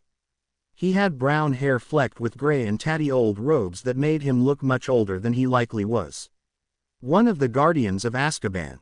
He moved into the compartment and started to break apart a chocolate bar he pulled from his robes. "Eat," he commanded as he passed it around to the five of us. "It's only chocolate, it will help with the effects. If you will excuse me, I need to go have a little chat with the driver." He strolled out of the compartment and disappeared into the corridor. "Are you sure you're okay, Harry?" Astoria asked in a small voice. "I'm fine, Tori," I told her softly as I held her and Daphne closer to my side and planting a key to the top of the young girl's head. "It takes more than one of Snape's cousins to get me down." The three who knew who he was all laughed weakly at the joke as Astoria leaned her head against my side. "It was horrible," said Tracy, in a higher voice than usual. "Did you feel how cold it got when it came in?" "It felt weird," said Wayne, shifting his shoulders uncomfortably. "Like I'd never be cheerful again." I didn't speak up. I was upset with myself, and felt small bouts of shame fill me at the fact I had almost let it overtake me. If it hadn't been for Violet, I likely would have been keyed. It was too close of a call and I was going to have to make sure it never happened again. "Thank you, V," I told her sincerely. "If not for you, you would likely have had my body to your own. That's not funny, Harry, she said softly. I was so scared I was going to lose you. It will take more than a single Dementor to take me away from the girl I love. I told her with a smile. I promise I will work harder so that it isn't so close next time. I love you, Harry, she said, her emotions reflecting her words. I love you too, V, I responded. I leaned my head back to catch a nap before our arrival into Hogsmeade, holding two of the three girls I cared about more than anything in this world, wishing for the day that I could hold the third as well. Come in, Harry, my boy, came Dumbledore's jovial call from the other side. You wanted to see me, sir? I asked as I made my way into the room.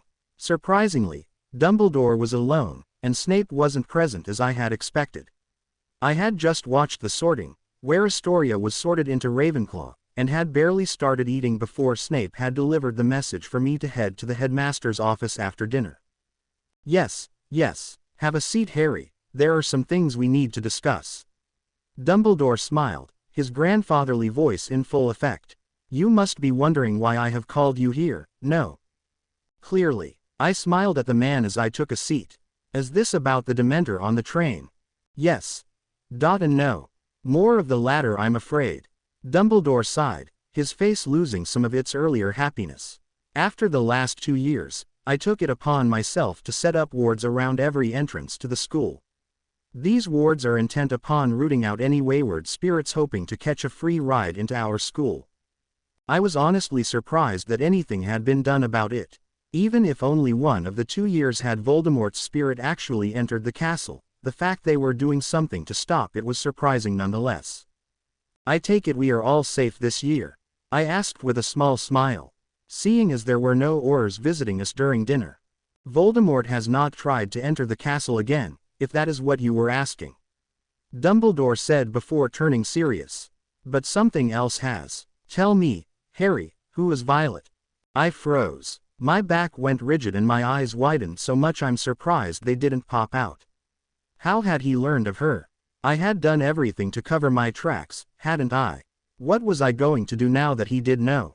All of these questions kept running through my mind, the entire time Dumbledore just stared at me pensively. Where did you hear that name?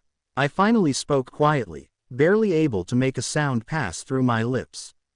Dumbledore looked slightly chagrined. In some ways, you did, Harry. I'm afraid I do owe you somewhat of an apology. As we discussed at the end of your first year, I knew all along how important you were to the world.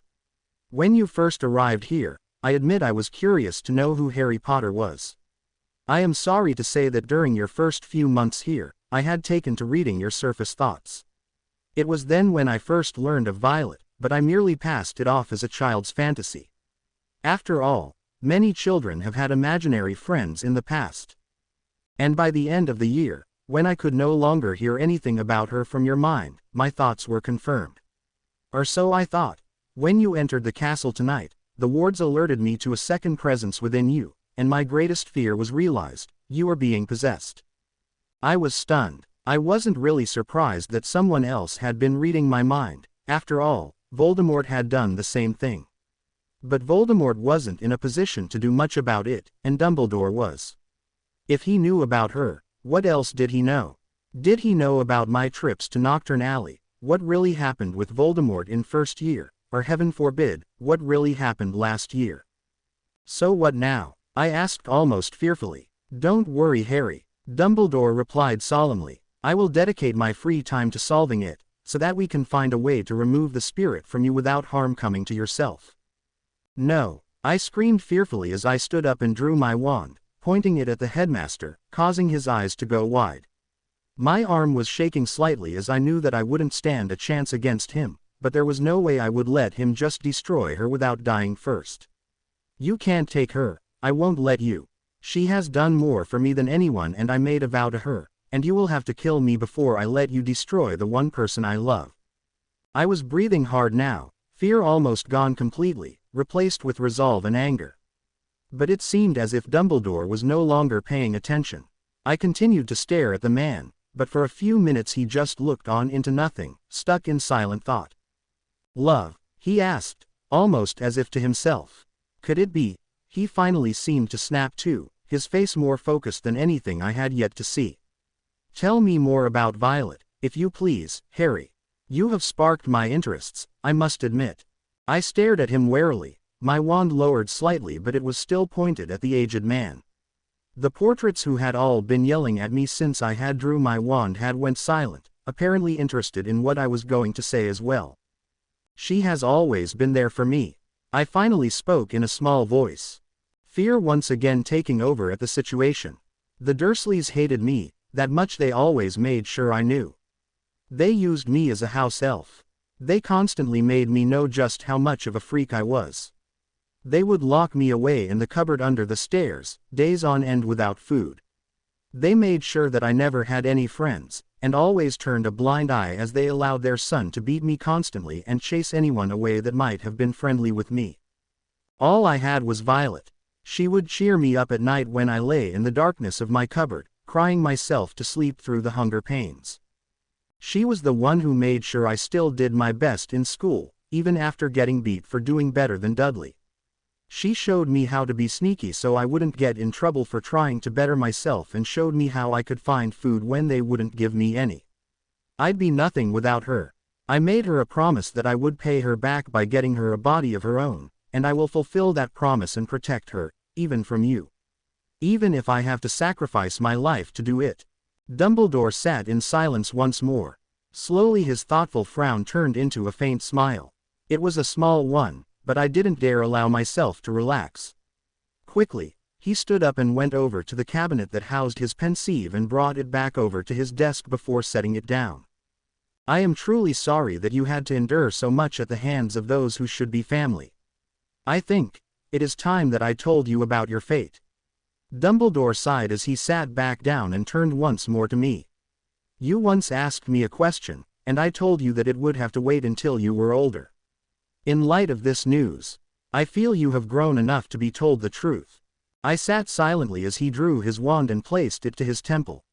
Slowly he removed it, taking a silver thread that I recognized as a memory with it. He placed it in the bowl. On a cold, wet night 13 years ago, in a room above the Hog's Head Inn, I heard this. I had gone there to see an applicant of the post of divination teacher. The meeting did not go well, and I was prepared to walk away and leave the post unfilled, until the person in question started to speak in a cold, hard voice, quite unlike her normal one. Dumbledore tapped the side of the pensieve and a ghostly form of a woman I never remembered seeing appeared and started to speak. The one with the power to vanquish the Dark Lord approaches, born to those who have thrice defied him, born as the 7th month dies, and the Dark Lord will mark him as his equal, but he will have power the Dark Lord knows not, and either must die at the hand of the other for neither can live while the other survives. The one with the power to vanquish the Dark Lord will be born as the 7th month dies. Voldemort tried to kill you when you were a child because of this prophecy made shortly before your birth. He knew the prophecy had been made, though he does not know its full contents. He set out to kill you when you were still a baby, believing he was fulfilling the terms of the prophecy. He discovered, to his cost, that he was mistaken, when the curse intended to kill you backfired. Dumbledore said solemnly. I don't understand. I spoke. What does this have to do with Violet? When you first started to date Mrs. Greengrass, I was thrilled. Dumbledore answered with a small smile. That you two could overcome the house difference that separates Slytherin from the rest of the school is not an easy thing to do. I had hoped that your relationship would eventually blossom into love. Love is the one type of magic that Voldemort cannot, and chooses not, to understand. The prophecy speaks of a power the Dark Lord knows not, and I had hoped love was the answer. While seemingly insignificant, love is one of the most powerful types of magic we have, even if very little is understood about it. A man is willing to do more in the name of love than any other emotion. Love can drive a man further than fear, hate, or anger could ever dream. So while it seems that I may have been right in the end, I was only taking the wrong path to my destination. You think that my love for Violet will be the key to defeating Voldemort? I asked, still not understanding the power he spoke of, even if Ollivander had been saying basically the same thing. Would you allow Voldemort to kill her? Dumbledore asked with a knowing smile. Of course not, I yelled. I will do whatever it takes to end him before I would ever let him lay a finger on her. Exactly, Dumbledore said with a full-blown smile. You are driven by the power of love. It is this power that will force you to train harder, longer, and smarter to defend her. It is that power that will lead you to stare down the most feared Dark Lord of our time and end his reign of terror. Voldemort will die not because of any other reason than because your love of her will not allow him to live. So you will let me keep her? I asked, confused at his sudden turn of opinion of Violet. I dare say, I would love to help you with your journey. Dumbledore said jovially. You would help me? I asked warily. Why? Love is neither good nor evil, Harry. Dumbledore answered. Men have done truly amazing things in the name of it, while others have committed the greatest of evils for the same. Without my help, I fear the depths you would be willing to go in your search. I have spent the majority of my life fighting against Dark Lords. I do not wish to see another created if I have the ability to stop it from happening. It was my turn to sit in silence. On one hand, having Dumbledore's help would make my quest so much easier. On the other, I feared him betraying me if he ever knew of the things I had done. How do I know I can trust you? I finally asked. There have been others who have found out my secrets, and I made them all take an unbreakable vow to keep my secrets. Are you willing to do the same, Headmaster? Dumbledore peered over his half-moon spectacles at me. He stared at me for a few minutes as if weighing me. Finally he spoke. I will make a deal with you, Harry. Dumbledore finally said. I cannot give you the vow that you seek. However, I will not ask you of any deeds you may have done in your current quest, only what information you have currently gathered to complete your goal. I will also help you the best I can to complete what you have set out to do. In payment, you will follow my guidance to the best of your abilities, and when the time comes, you must commit to saving our world from Voldemort, as you are the only one who can defeat him, I am afraid. Do you think I should do it, V? I asked. Yes, she said almost immediately. What makes you so certain? I asked her, curious as to why she was so eager. He is right, she answered. I don't want to see you lose who you are because of me. Not only will his help make your journey so much easier, but I still want my Harry that I love to be there to greet me when I first wake. Not someone who has lost who they are because of the choices they had to make. I would never forgive myself if you turned evil because of me. Please do it, Harry, for me. I would do anything for you, V. You know that, I told her before turning back to Dumbledore. We accept, I told him, causing him to beam at me. So what sort of plan have you come up with so far, Harry? Dumbledore asked, clearly eager and afraid to hear how far I had progressed in my magical learning. I told him my tale, from my trips to Nocturne Alley, to my trip under the third-floor corridor, and the trip to the Chamber of Secrets.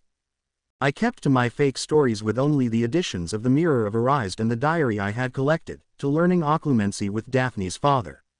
I left out the fact I had sent Malfoy the book to revive Voldemort. I had kept to the original story of what happened during the part about the chamber, simply changing the form of possession from real Voldemort to book Voldemort. When I finally looked up, after my tale, it was to find Dumbledore wiping the tears from his face. I am sorry I was not there for you all this time, Harry, he finally said in a hoarse voice. It is my duty to keep one so young from having to make such difficult choices in life. I am truly sorry that you had to witness Miss Weasley pay for the mistakes of grown men. She was already dead by the time we defeated Riddle, and I didn't know of any way to save her. I whispered sadly, technically not lying. She did die just moments before Riddle did. I've looked back 100 times wishing I could have found a different way. I have often looked back upon my youth and imagined how I could have changed things. Dumbledore eventually spoke. His voice was heavy, and he seemed to be reliving a memory. When I was younger, I had a great dream. I was going to make the world a better place. With Gellert at my side, I truly felt as if we could have done it. I loved him, you know. I dare say as much as you love Violet. It broke my heart when I learned that his goal wasn't for the betterment of the world, but simply the domination of it. My love for him wouldn't allow me to kill him, and in the end it cost me my sister. A duel had broke out between Gellert, my brother Aberforth, and myself. My dear sweet Ariana tried to break it up, and out of nowhere she was struck down by an errant curse. I don't even know if it was my own curse that had hit her. I have been too afraid to view the memory to find out. I have often looked back and wished I had done things differently. That if I had just ended the fight and put him down, maybe my sister would still be alive. Dumbledore had tears once more running down his face as he told a story I am sure he hadn't told before in his life.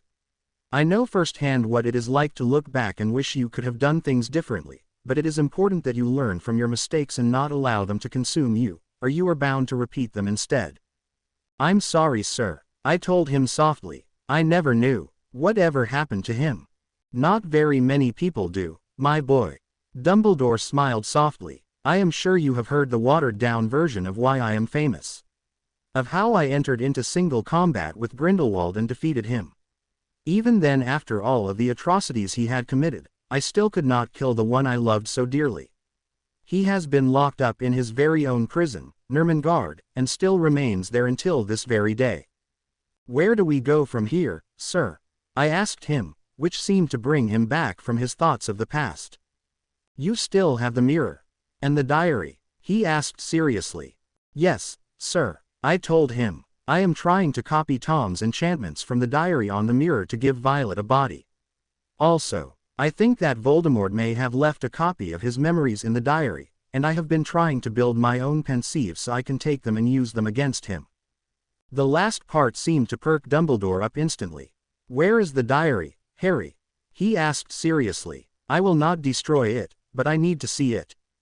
It's in my trunk, sir. I had barely finished my sentence before Dumbledore had called for an elf to fetch my trunk. A few moments later I was digging through the trunk, and the enchantments protecting it, before handing it over to Dumbledore. He quickly started scanning it and casting a plethora of spells at it, several I had recognized as ones I had done myself. He frowned at it as he kept digging and eventually he smiled before looking back up at me. It is as I feared, Dumbledore said solemnly before smiling again. But also as you suspected, Harry. This diary carries a portion of Voldemort's soul, which anchors him to life, as well as a pensieve filled with memories. How much of his life is in here I cannot say, but I am sure it will be significant in our work. Will I still be able to use the diary to give Violet a body, sir? I asked him, afraid he wouldn't agree. There is only one other way I know of to give someone a body that is in spirit form, but not only does Violet not have an actual form, hence my need of the mirror, but I no longer have the book for the other ritual either. What happened to the other book? Dumbledore asked concerned, perhaps afraid it had fallen into the hands of another student. I kind of gave it away in a scheme of mine. I said chagrined, and I don't believe you will be happy with the results. You didn't give it, did you? Dumbledore managed to ask. Malfoy. I answered him. For the book I have on pensieves. Dumbledore sighed before rubbing his temples in frustration. Do you realize what you have done, my boy? He asked. I'm sorry, sir, but I figured that he wasn't going to give up until he had a body, and I was hoping to level the playing field a bit. I told him embarrassed. Level the playing field? Dumbledore asked curiously. Please explain. Well, the ritual requires three main things. Bone of the father, flesh of the servant freely given, and blood of the enemy forcefully taken. I told him. I figured he wouldn't use anyone other than me for the last part. I thought that I could taint the ritual by making sure the blood taken from me wasn't forcefully taken, and thus make him weaker. Dumbledore sat in silence for a few minutes thinking.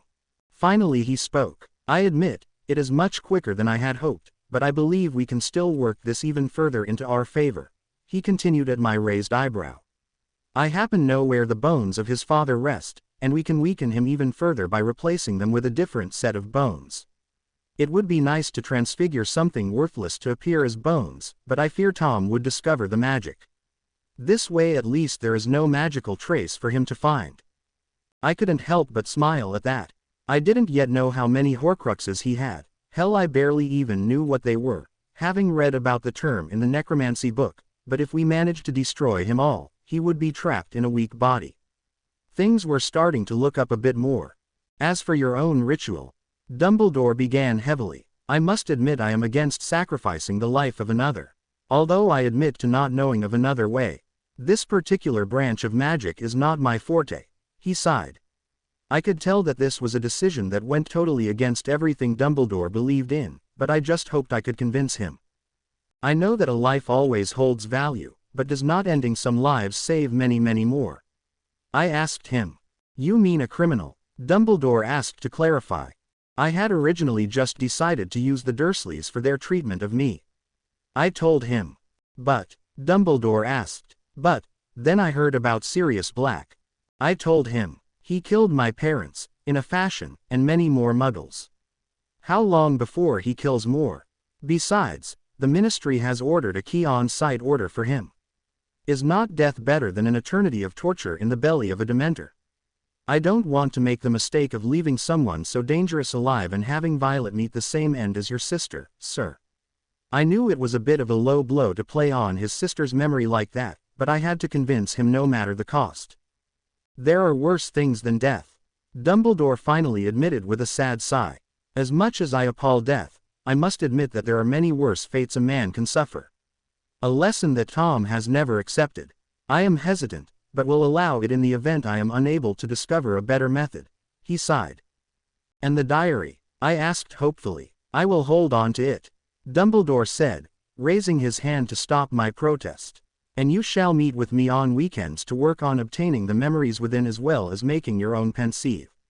While I have promised to help you, I was serious about making sure it is done properly.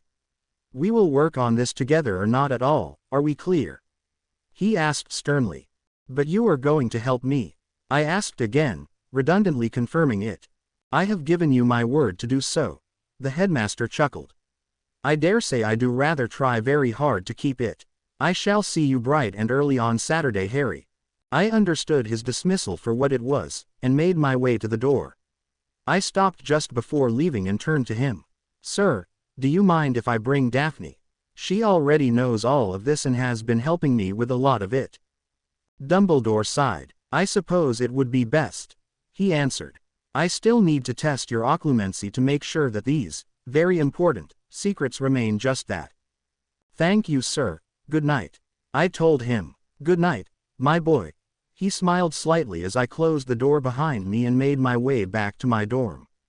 My trunk had already been returned by the time I made it back, so I changed into my pajamas and slipped into bed, and off to sleep. He found out? Daphne asked, her hand flying to cover her mouth. How? What's going to happen now? Unfortunately, I sighed. I have my first meeting with him in a few minutes and I want you to come with me. Of course I will, Harry. She smiled. Explain to me what happened on the way. I began telling her what all had happened during my visit to Dumbledore's office as we set off towards his office. And then he said that he was going to help me create a pensieve and even let me have the memories that I need once we have them converted to my memory frequency. I finished as we neared Dumbledore's office. So he is going to let you sacrifice Black? She asked skeptically. Well, he definitely seemed as if he would try to find another way. I told her. However, I have leverage over him with the prophecy, so he is pretty much stuck helping me to make sure I come through with my end of it. Do you really think it is real? Daphne asked. The prophecy? Well, I'm not 100% sure. I replied after a moment of thinking. If it is or not may be irrelevant. At the end of first year, Voldemort mentioned the prophecy. It seems that perhaps he does believe it to be real, so he will likely still be coming for me even if it isn't. And he didn't press for details of what you had been up to? She asked curiously. It was a bit strange, but he wasn't willing to take a vow, so perhaps he either knew I wouldn't have told him anyway or perhaps ignorance is bliss to him. I had wondered the same thing myself over the last few days. Of course, Dumbledore thinks the best from everyone, and perhaps he really just believed that I hadn't done anything truly bad and felt that pressing for information would cause more harm than good. We had made it to the stone gargoyle that guarded the headmaster's office, which ended our conversation as I gave the password and we made our way up the spiral staircase. Come in, came a tired call from the other side of the door. Ah, Harry, Miss Greengrass. Yes, come in, have a seat. Dumbledore seemed to perk up when we entered, but I could still see the tired lines below his eyes that spoke of him being extremely busy recently. You look tired, Albus. I stated, cheekily using his first name as he had done with me. You have left me with much work to do, my boy. Dumbledore smiled, clearly not fazed by my informal address. And how has that gone? I asked curiously. Slow, I'm afraid. He sighed. But we do have time. Which is why we are here today. I believe we have a pensieve to build, yes. Indeed. I mused. The sooner we get started, the better. You are correct, of course. Dumbledore stood from behind his desk and went off to the side to gather the supplies he had gathered for the task. I am sure you are most anxious to help your companion as much as I would like to see the true end of Tom's terror. Dumbledore set down a plain stone basin that was lined with what appeared to be pure silver. What do we need to do first? I asked him as he pulled out his wand. First, we will start with a completely unblemished stone basin, which I have provided myself, he replied, pointing to said basin. We shall need to set up a protected area around it that will keep unwanted outside magical interferences from ruining it. The only magic allowed around the pensieve during its creation is that of its future owner. This means you will be doing most of the heavy lifting, I'm afraid. Dumbledore went through the explanations of what I needed to do to set up the ward around the stone basin, which we had moved to a workbench that he had set off to the side where we would be doing our project. It took only 15 minutes before I had the ward in place. Now that we have that taken care of, Dumbledore began. We will need to start drawing out and tweaking several very difficult runic seals that will eventually need to be carved into the basin and charged with your magic. That will come later, as we need to make sure the runic arrays are tweaked to fit you and they must be done correctly. He was correct, although, while the runic arrays were complicated, they weren't any more difficult than the runes I had been dealing with in my studies of the diary. Where the challenging part came in is that they had to be tuned, specifically to me, and as I had little experience in arithmancy, Albus had to keep walking me through them. It took nearly 4 hours before he finally declared my job finished. Excellent job, my boy. Albus cheered as I set my quill down with a tired sigh. We will leave this for now. Next week we will have you carve them into the basin and move on to the next phase. Professor Lupin wasn't there when we arrived at his first defense against the dark arts lesson. I had been looking forward to his class since he had drove off the Dementor on the train, and was hoping to learn how exactly he did it. The class all sat down and started talking while we waited for him to arrive. With nothing else to do, I turned to talk to Wayne. I wonder if he will be any better than Quirrell and Lockhart. Wayne was asking Susan Bones when I turned around. If he doesn't stutter and knows how to cast just a single spell, he should be better. Susan giggled. I can't believe how bad our past teachers have been. I just hope we don't have to take another test asking what his favorite food or the best color for socks are. Wayne laughed. Lockhart wasn't completely useless. I smiled, knowing that outside of him teaching me obliviation, he really was. Comic relief is so hard to find these days. Wayne and Susan started laughing.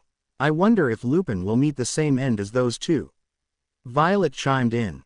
True, it hasn't been the best run of luck for defense professors, has it? I chuckled. Too bad Snape doesn't get the position. Violet smirked. Greasy Git needs to go.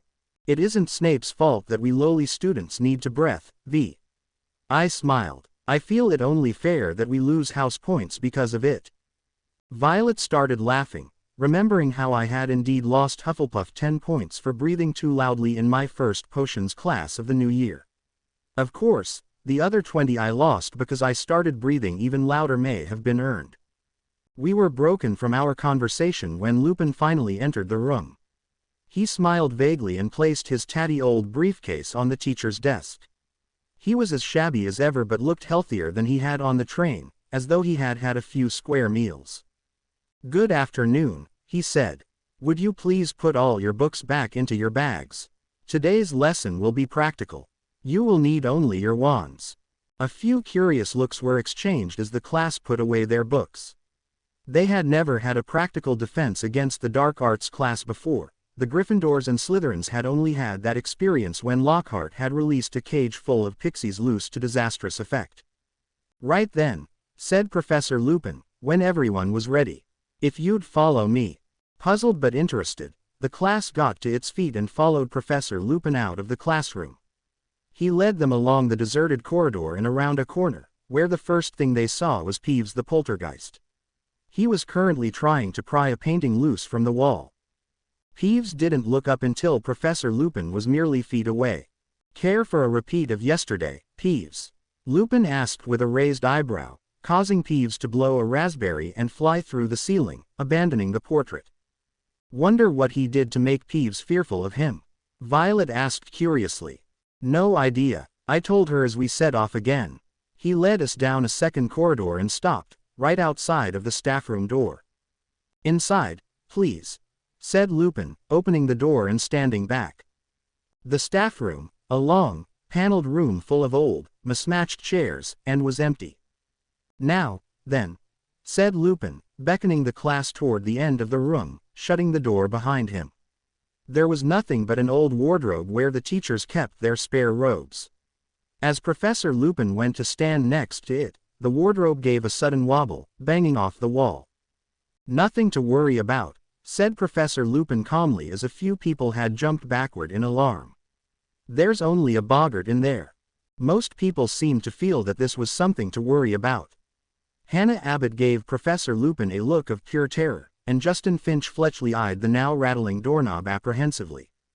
"Boggarts like dark, enclosed spaces," said Professor Lupin.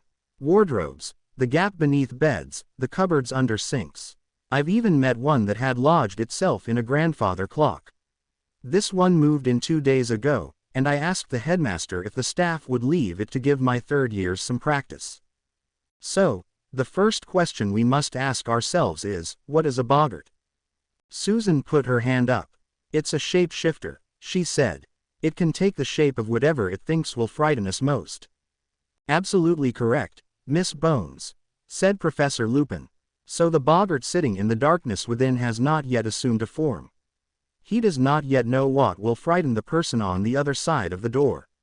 Nobody, outside of perhaps Orr Moody, knows what a boggart looks like when he is alone, but when I let him out he will immediately become whatever each of us most fears.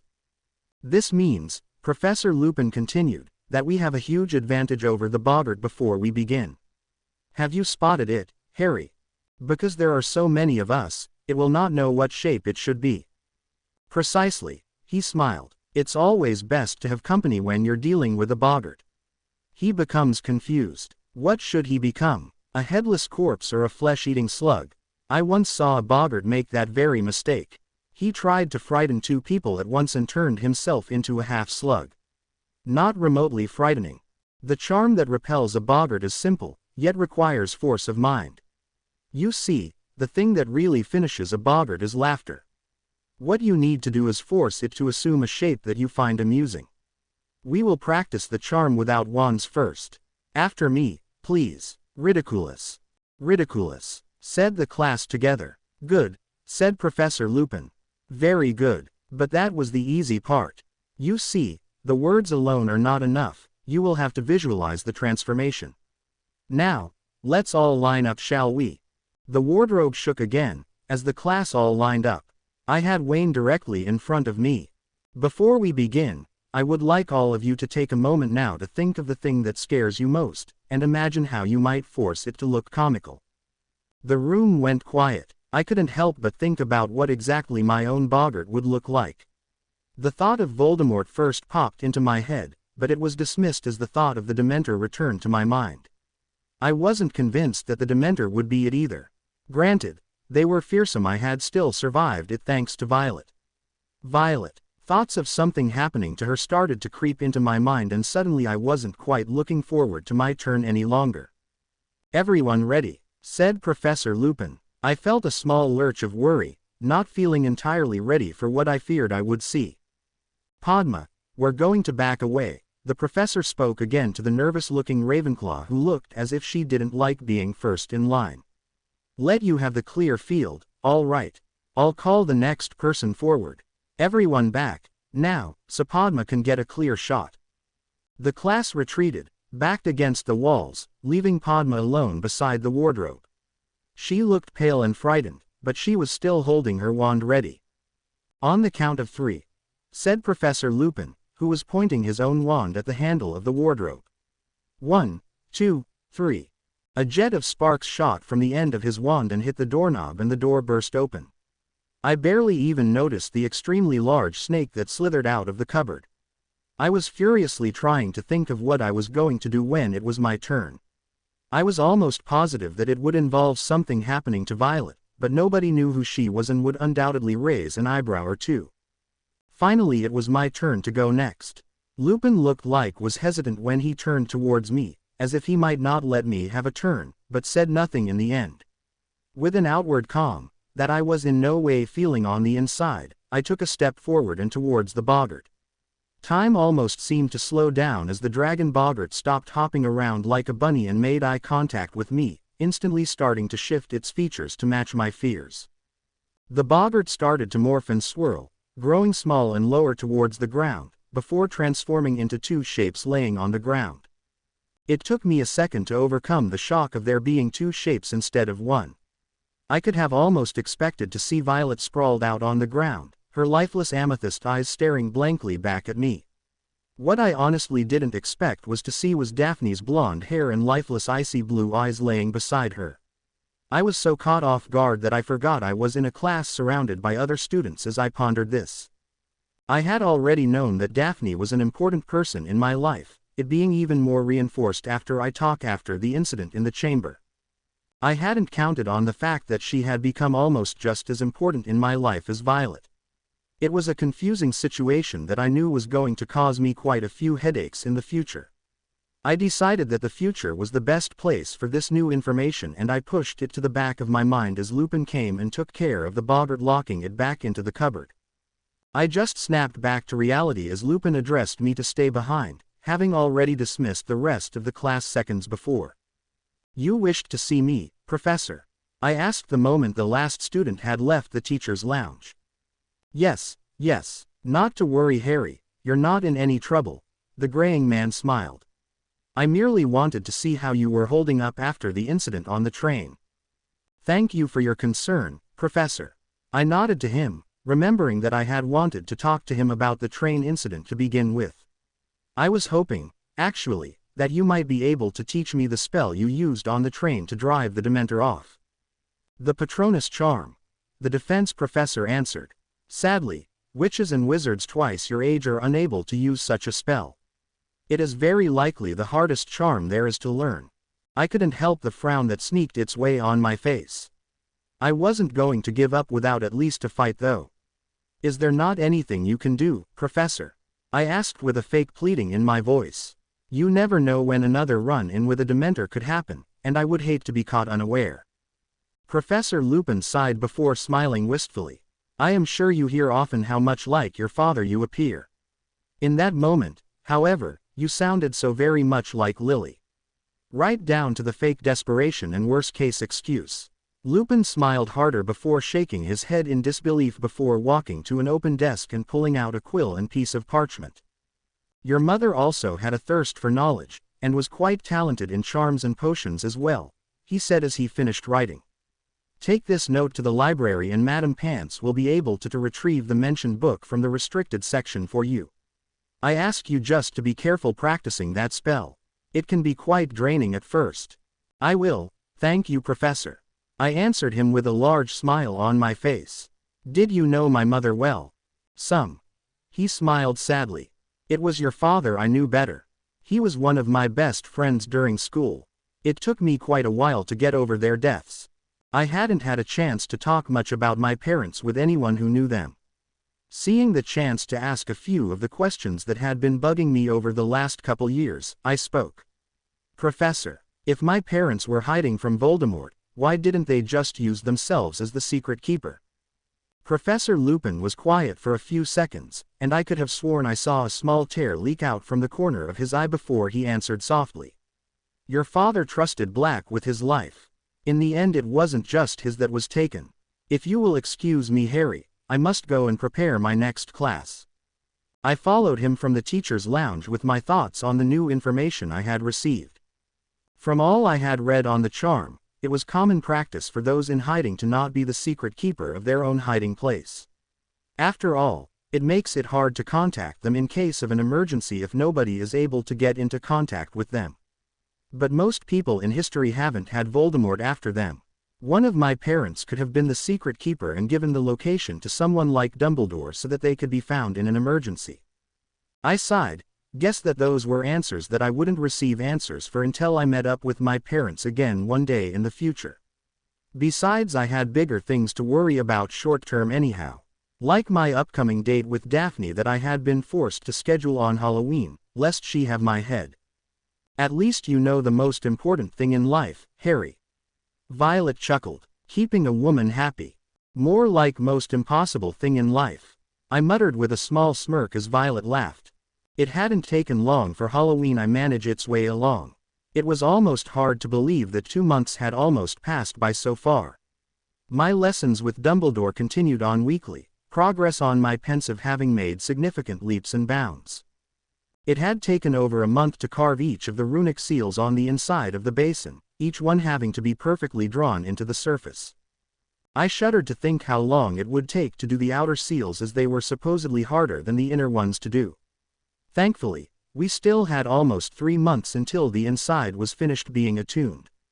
The basin had to be charged with my magic and then the inside coated with a mixture of one of my memories combined with pixie dust to make a thin, almost slimy paste that coated the inside.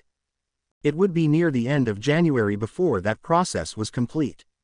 Albus, as he had insisted I call him while alone, had insisted we use the wait time to learn more about the diary. He was teaching and showing me all of the different runes and enchantments placed on the diary and the many different ways they could be used. I figured I would easily be able to understand and break apart the whole thing by the time January came around and it was time to extract the memories. My progress with the Patronus charm hadn't been going quite so well, until recently. The book stated that I had to think of happy memories while doing the spell, but even when throwing twice the needed power into the spell, I could only ever get a white mist to come out of my wand, and that was without the effects of a Dementor in front of me. It had been a frustrating month and a half of this until Violet had a breakthrough. It was one that was so simple that I had almost face-palmed myself when she mentioned it. I was a trained occlumens, if I couldn't think of a happy enough memory then I could just fake it. I had long since gained control over my emotions, and I could easily make myself feel an emotion as I could block them out. Creating a very happy emotion was rather simple and soon I was able to create a strong shield out of the mist. The book had said that the final product of the Patronus charm would take shape of an animal and act as a guardian. I knew there was some connection to the spell I was missing and I knew that my pronunciation, wand movements, and power were all perfect for it. The missing link had to be in the emotion. I had only came to this conclusion a few days ago and have yet to find time to try it out. However, today was to be all about Daphne. She had left enough subtle hints that even I could tell that she was looking forward to some time away from the castle with just the two of us, and wanted it to be special. Romance has never been the pinnacle of my life but from what I was told, Hogsmeade didn't have what I was looking for. The closest they had was Madame Puddifoot's, and I knew Daphne would kill me before she entered such a place. I knew there were tons of abandoned rooms around the castle that I could prepare a nice dinner for just the two of us, but I needed some help coordinating and cleaning. So that's why I was headed down to the kitchens to see if I could get some help from the elves. The entrance to the kitchens weren't very far from the Hufflepuff common room and a quick tickle to the pair in the bowl of fruit and one was in. There were dozens of the tiny elves running around, perhaps even over 100. They appeared to be cleaning up from breakfast still. Until they spotted me, that is. No sooner than when the first elf spotted me did I have a dozen of the little buggers surrounding me begging to help me. It's almost like a horde of rabid fangirls. Violet cackled. I snorted. At least these ones cook and clean. The fangirls just giggle and squeal all of the time. I don't know how Longbottom puts up with it all of the time. Violet asked, disgust filling her voice at the thought of fangirls. I'd rather it be him than me. I smirked. I have enough fangirls of my own. There is this one that loved me so much, she got herself stuck in my head. Yeah, but you love that fangirl. Violet narrowed her eyes playfully. Or else. Of course, of course. I placated her. Why else would I have let you stick around so long? Because you don't know how to get rid of me, she said triumphantly. Like I would ever even try. I rolled my eyes. I should probably get back to the elves. I think one might have started to hump my leg. I ignored Violet's snort as I turned my attention back to the little creatures that had me surrounded. I had to peel one of the off of my leg who had definitely been humping my leg, or just jumping up and down excitedly.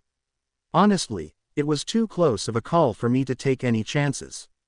I have a special date tonight, and I need some help preparing a private dinner for the two of us. I told the little critters, getting them to finally settle down as they listened in. I need a quiet place where we won't be disturbed, and it also has to be clean and romantic looking. I will also need food. Can you guys help me set this up? What is this place? Daphne asked in awe, as I opened the door. Inside was a dimly lit room with soft music playing. There was a small table meant for two in the middle with candles lining the room. There was a soft fire burning in a fireplace, and the large window that somehow existed was showing the nighttime skyline of Paris. The elves call it the come and go room. I told her, still slightly upset about the weird stain I found on my trouser leg once I had left the kitchens. Apparently it can take the shape or form of anything you want it to be, within reason of course. The elves have used it to store all of the lost items they find around the school over the years. It's amazing, she replied in awe. I wonder what kind of things could have been stored in there over the last 1,000 years. There could be books rare enough to get even Weasley to read. I mused, causing Daphne to raise an eyebrow at me. Let's not get too carried away. She smirked. I'm not sure he even know how to read yet. I have us a nice dinner planned with some cuddling time afterward. Perhaps we could spend that time talking about anyone other than Weasley. I laughed. She grimaced before smirking. Since you went through all the trouble to set this up, I won't even mention how it was you who brought him up.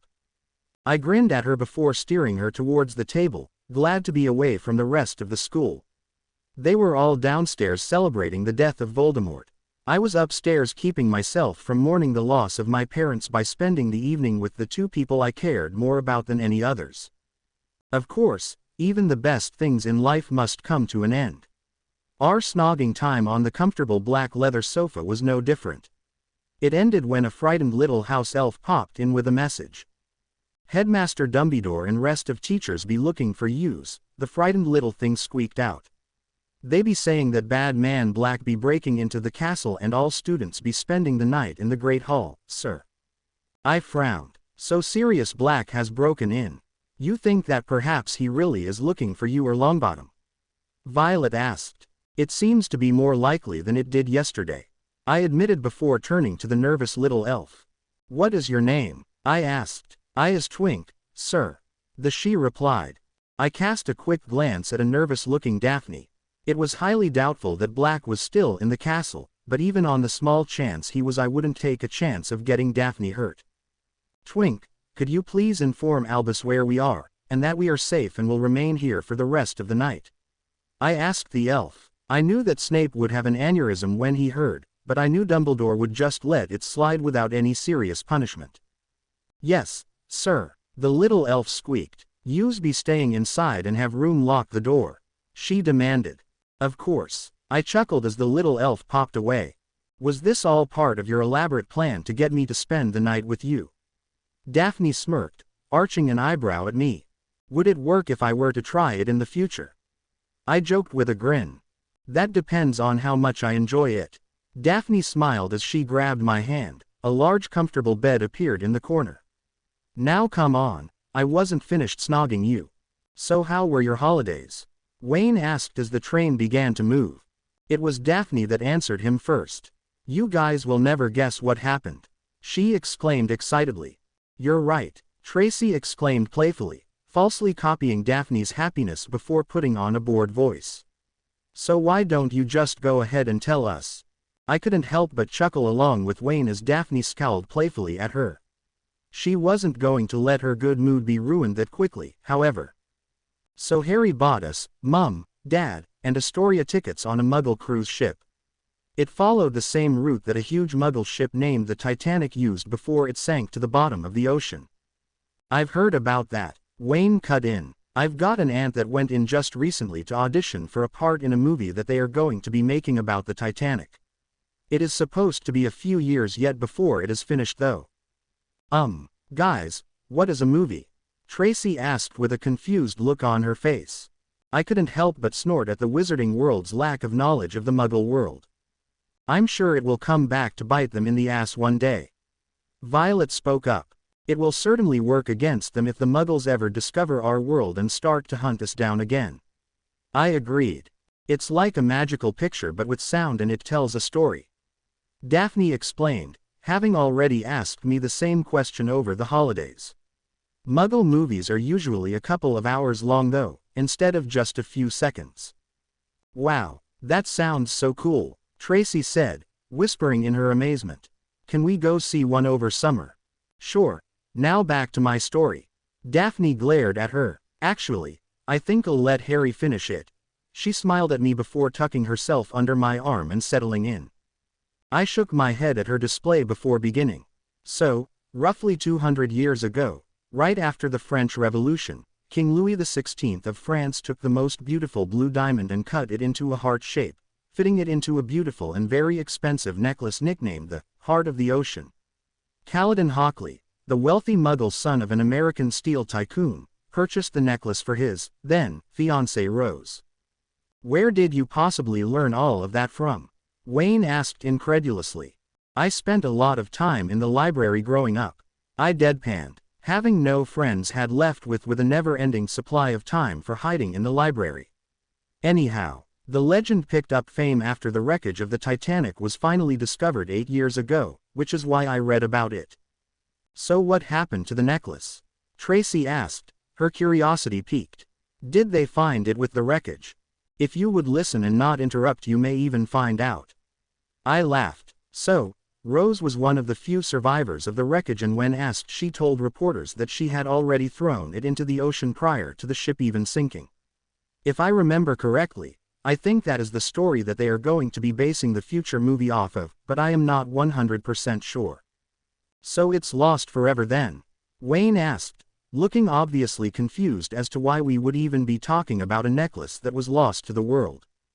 I couldn't help but smirk as I nudged Daphne lightly.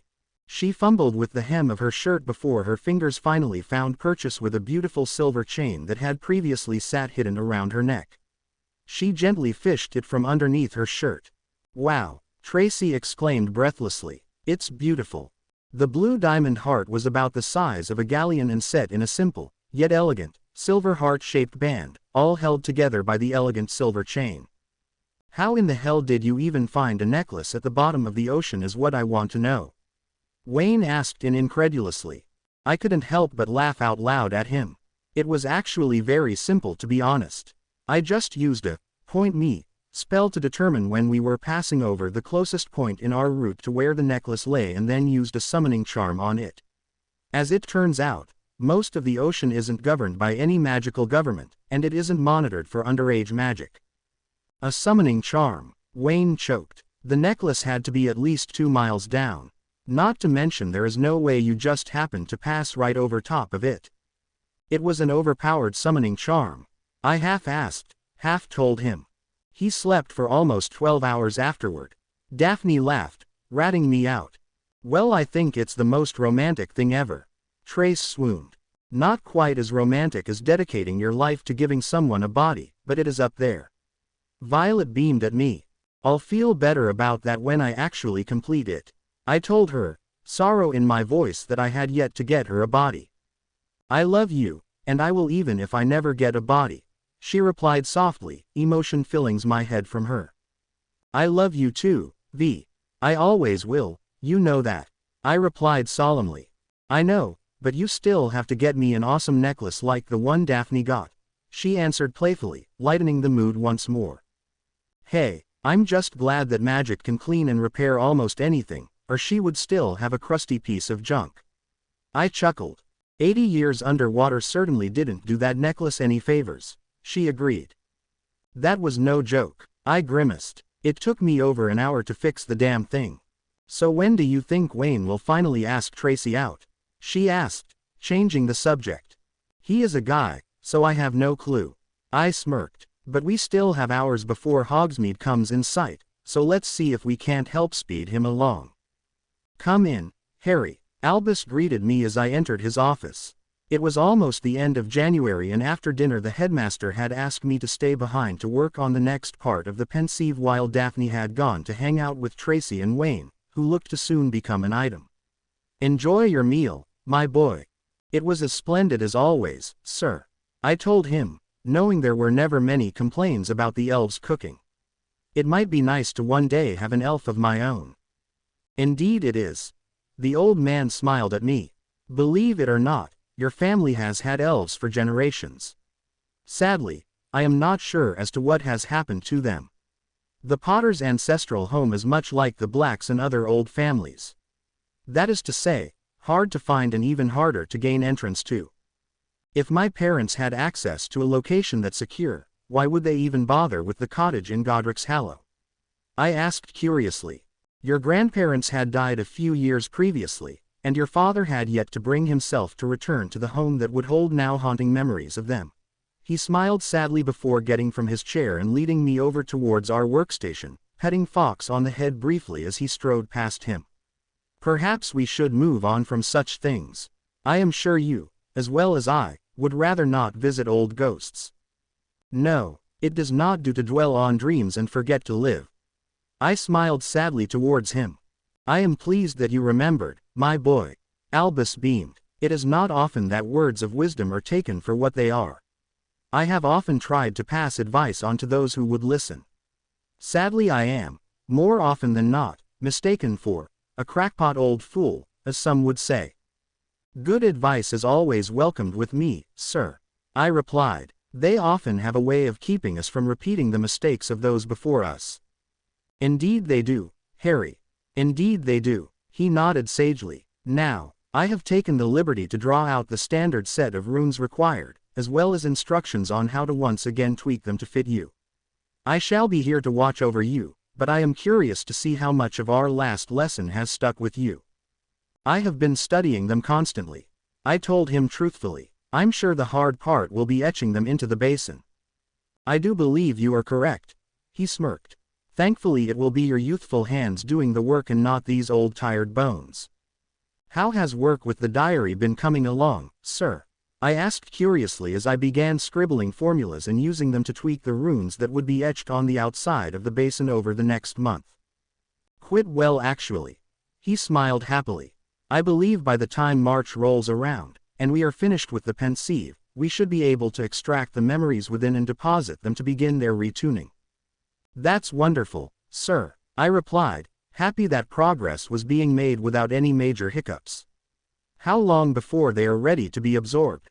"If my calculations are correct, a few weeks before term's end." "Just in time for summer," Violet replied happily. "At least we will have a couple months to sort through all of the knowledge and memories and practice a bit of the stuff we learn.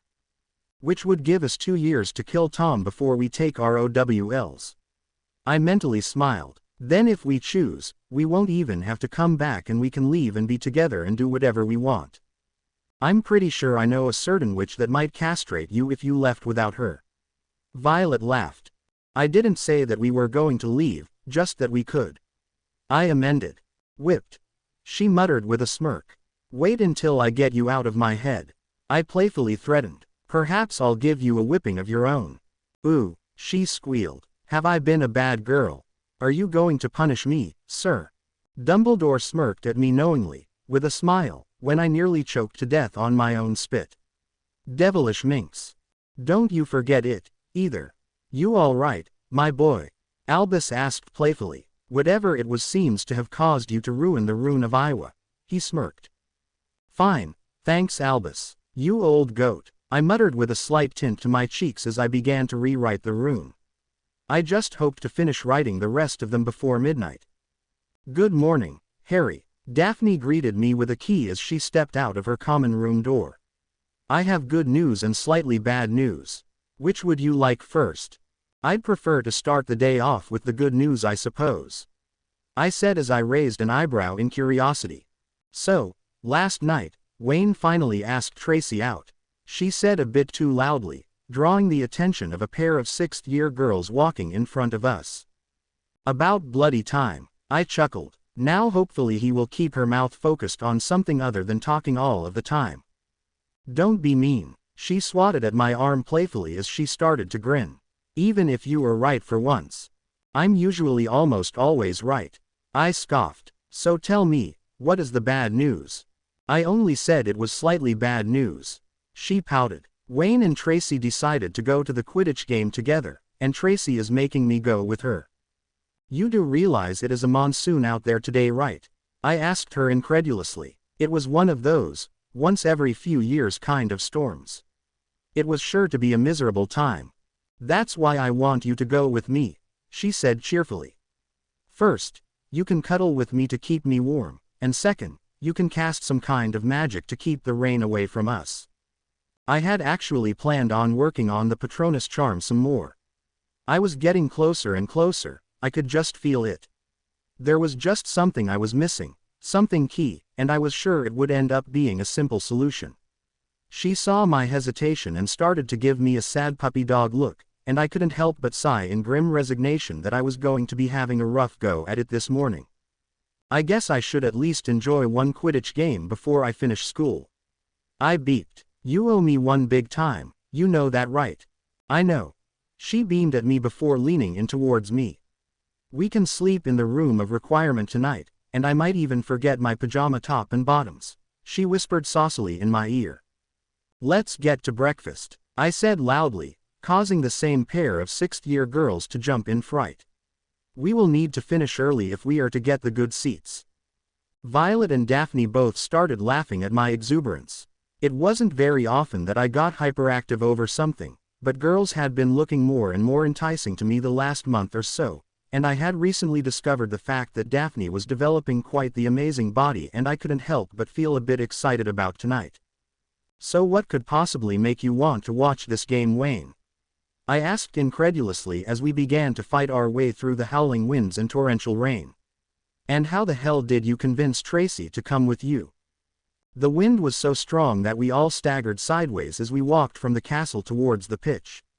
We were by no means the first ones down, but if the early birds had already begun cheering, we could not hear them. I go to all of the games, Harry. Wayne yelled loudly, hoping to be heard over the howling wind. I help Cedric do the scouting for the other teams so we know what we need to work on and practice for when we play them. It was supposed to have been Hufflepuff versus Gryffindor today, but since Malfoy's injury, they Puffs had swapped and Slytherin were playing today. I had gotten a great laugh out of that story when it had reached our ears. Apparently Draco hadn't been paying attention and had gotten his arm nearly chopped off when he pissed off a hippogriff. Of course, it appeared as if the Malfoys were doing all they can to have the poor beast killed. We should save the poor thing, Violet said morosely. It reminds me of how you used to get punished for Dudley's mistakes. It would be nice to see one of the freaks win for a change. I agreed. Plus anything to piss off a Malfoy has to be a good thing, right? While Malfoy hadn't gone out of his way to do anything towards me, having to listen to him go on and on about his father, the Gryffindor trio of idiots, as he calls them, and mudbloods and blood traitors ruining society, well, it is enough to make anyone wish him bad luck. I think Granger has been working on a legal argument for him, so we will wait and see what comes from that first. Violet mentioned, having seen the bushy-haired Gryffindor girl in the library pretty much every time I had been there. We will just keep an eye on it and make our move when necessary. I told her as I turned back to answer Wayne. And you convinced Tracy how? From the looks of it, we will be lucky if the Black Lake doesn't flood the school. Oh, that was easy. Wayne grinned and leaned in as if to tell me a secret. This isn't the first game I have been to that it has rained, so I learned the water-repelling charm late last year to make it more enjoyable out here. The best part though, is that the charm is short range, and we will have to sit very close to each other if we both want to keep warm, although I didn't mention that last part to her yet. I think I will spring it on her when we get there. I gave him a wry smirk when he told me that. Apparently even a badger had an ounce of cunning in him. It isn't like she would have minded being huddled up so close to the boy anyhow, but the mind of a 14-year-old boy still can't read the signs of women yet, and he undoubtedly hasn't realized that Tracy has fancied him for quite some time. Hell, the only reason I could tell was because I have a woman stuck in my head who told me so. I wonder how many other snakes are out there hiding away in sheep's clothing. I mused to Violet. I'm not sure about sheep, but we know there are at least 2 in Badger's gear. She smirked. I'm sure there are many others. I'd be willing to bet that Slytherin is more the house of the purebloods and wealthy than it is ambition and cunning anymore. Very true, I agreed. I still can't understand how Malfoy didn't become a Gryffindor.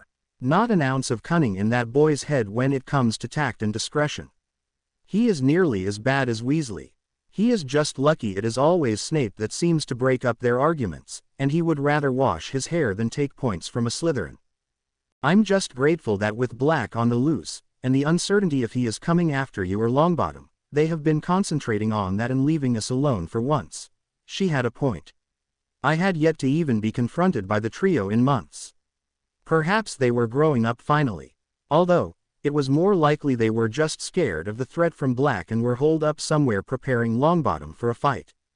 What I want to know is how Daphne got you to come to a Quidditch game, and one with this kind of weather to boot. Wayne asked, changing the subject from him to myself, while breaking me from my mental conversation. Oh, you know women, I answered him vaguely, knowing he likely didn't know women well enough to know the answer to that. They seem to always have a way of getting what they want in the end. I take it you already know the water-repelling charm? He asked thoughtfully. Yeah, I nodded to him. Let's hurry and get some seats so we don't have to sit in the flood zone. I joked with him as we hurried to the pitch to find the best seats we could. Within 5 minutes, it was easy to see that Wayne and myself were in the minority of people who knew the water-repelling charm. Mostly everyone around us was soaked to the bone. Wayne and Tracy had both huddled up close together under his cloak, while Daphne had one-upped them and climbed onto my lap before I wrapped us both in my cloak as well. Of course, it wasn't needed as I had the advantage of also knowing a heating charm that kept us nice and warm. The bigger question was going to be how long we would have to sit here and wait for the game to finish. The sky was violent and fierce and so dark and stormy, I couldn't believe that the 2 teams could even see each other, let alone their seekers finding a little golden ball in this weather. We could barely even hear the commentator over the wind and we were sitting fairly close to his booth. I think Wood has called a timeout, Wayne yelled, making sure to be heard over the wind as he gestured down to the pitch where they were huddling up. What's the score? Daphne asked, having been paying more attention to my lips than the actual game. The house cats are up 50, I think, over us. Tracy informed us. Play shortly resumed and the storm seemed to rage on even harder. I couldn't help but feel hopeful when the 2 seekers started to both chase in the same direction after what I could only hope was the snitch. If this ended quick enough, I could even get back to figuring the last part of the Patronus charm out. All of a sudden, something odd started to happen. An eerie silence was falling across the stadium. The wind, though as strong as ever, was forgetting to roar. It was as though someone had turned off the sound, as if I had suddenly gone deaf. It was a feeling I could remember from once before. It was only a second after this realization that the horribly familiar wave of cold swept over and inside of me, just as I became aware of something moving on the pitch below the action. At least 100 Dementors, their hidden faces pointing up towards the crowd, almost as if searching for me specifically. Perhaps they were here to take revenge for stabbing the one in the head with a dagger on the train. That indecent seemed so far away now as the feeling of freezing water started to rise in my chest, cutting at my insides. Panic was threatening to rise in me as the feeling got worse. I tried to concentrate on protecting Daphne and Violet, both of whom would likely suffer in their attempts to get at me. One for being in my head, the other in my lap. The only 2 people in the world that I could honestly admit that I loved, and they were in danger if I couldn't pull myself together. I would be without both of them, along with my soul, if I couldn't gather myself and manage a Patronus charm. Then it finally clicked, that suspiciously simple piece of the puzzle I had been missing on the Patronus charm. It was so simple that it had to be it. The world must have had it wrong the whole time, the reason why it was so hard for people to cast the Patronus charm. It had nothing to do with happiness, but love. Hadn't Albus always been prattling on about love being the key to that blasted prophecy? As the Dementors started making their way towards my side of the stands, I started to fill myself with both my real love for Daphne and Violet, as well as using my occlumency to boost that emotion even more. I carefully removed Daphne from my lap before standing up and drawing my wand. Expecto Patronum, I yelled loudly. I knew it had worked almost as soon as the words left my mouth. A massive bolt of silver shot out of my wand, almost buckling my arm due to me having practiced the spell by overpowering it for so long that I had done it now too. I couldn't help but stare wide-eyed as I got to see my corporeal Patronus for the first time. Before me was a very large silvery hydra.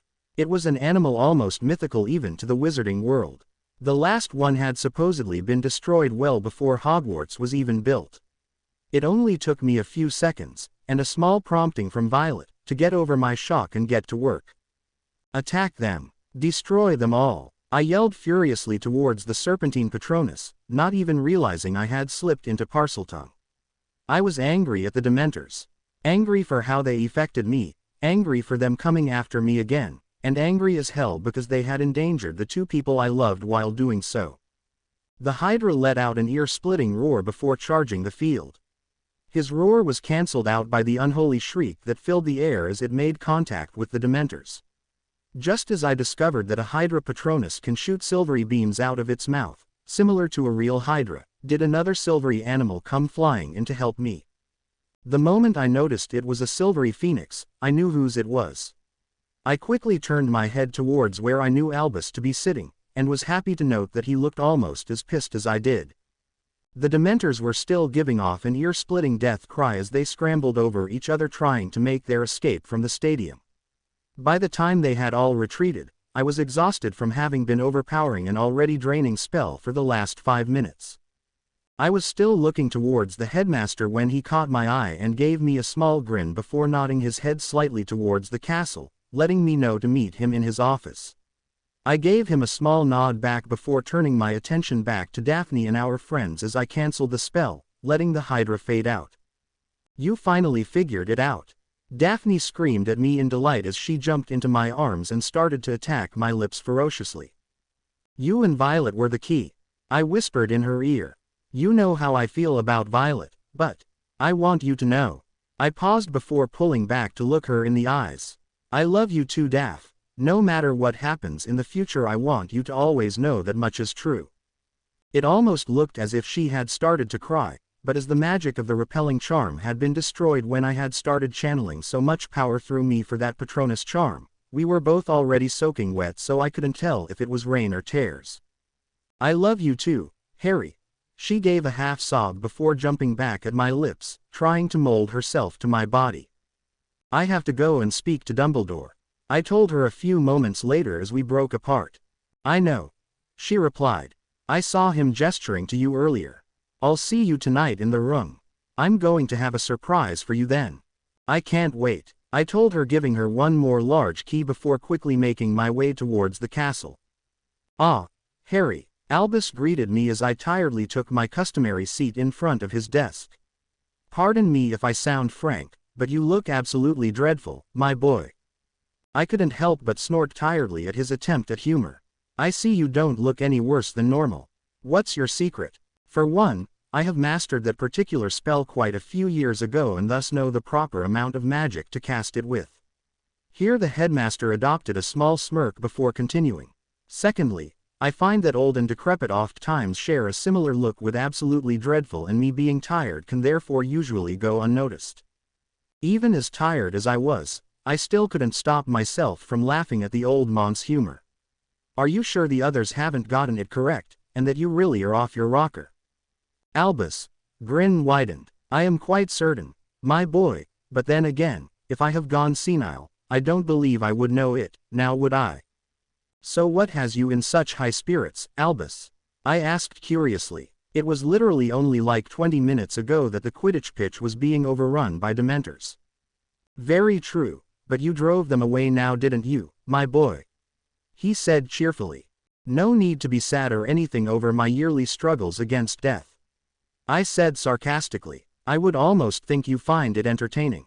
Of course not, Harry. You know that. Albus shook his head with a slight roll of his eyes at my dramatics. Merely seeing how powerful you have become, driving off over 100 Dementors is no easy task, has given me quite a bit of hope. Hope that you shall one day soon be strong enough to face Tom and win. I still don't know why you can't agree with me over that blasted prophecy. I replied with a small shake of my head. We had been going back and forth for many months, arguing with each other on whether or not the prophecy was already fulfilled or not. The prophecy never stated that the one born with the power to kill Tom was to be born, but the power to vanquish him. I believed that the prophecy had been fulfilled the night I had defeated Tom as an infant. Albus was skeptical and didn't agree. As we have discussed at length many times, does it even matter? Albus chuckled. No, not really, I answered blandly. I just want you to have to admit I was right. We had both come to the agreement that Voldemort would still come after me regardless if the prophecy had been fulfilled or not, and thus the argument really meant little in the end other than the pride of being right. It isn't like you haven't been correct in the past. Albus chuckled. Was it not you who proved me wrong about Fox not preferring my drops? I snorted. It's not as if it was particularly hard to figure out.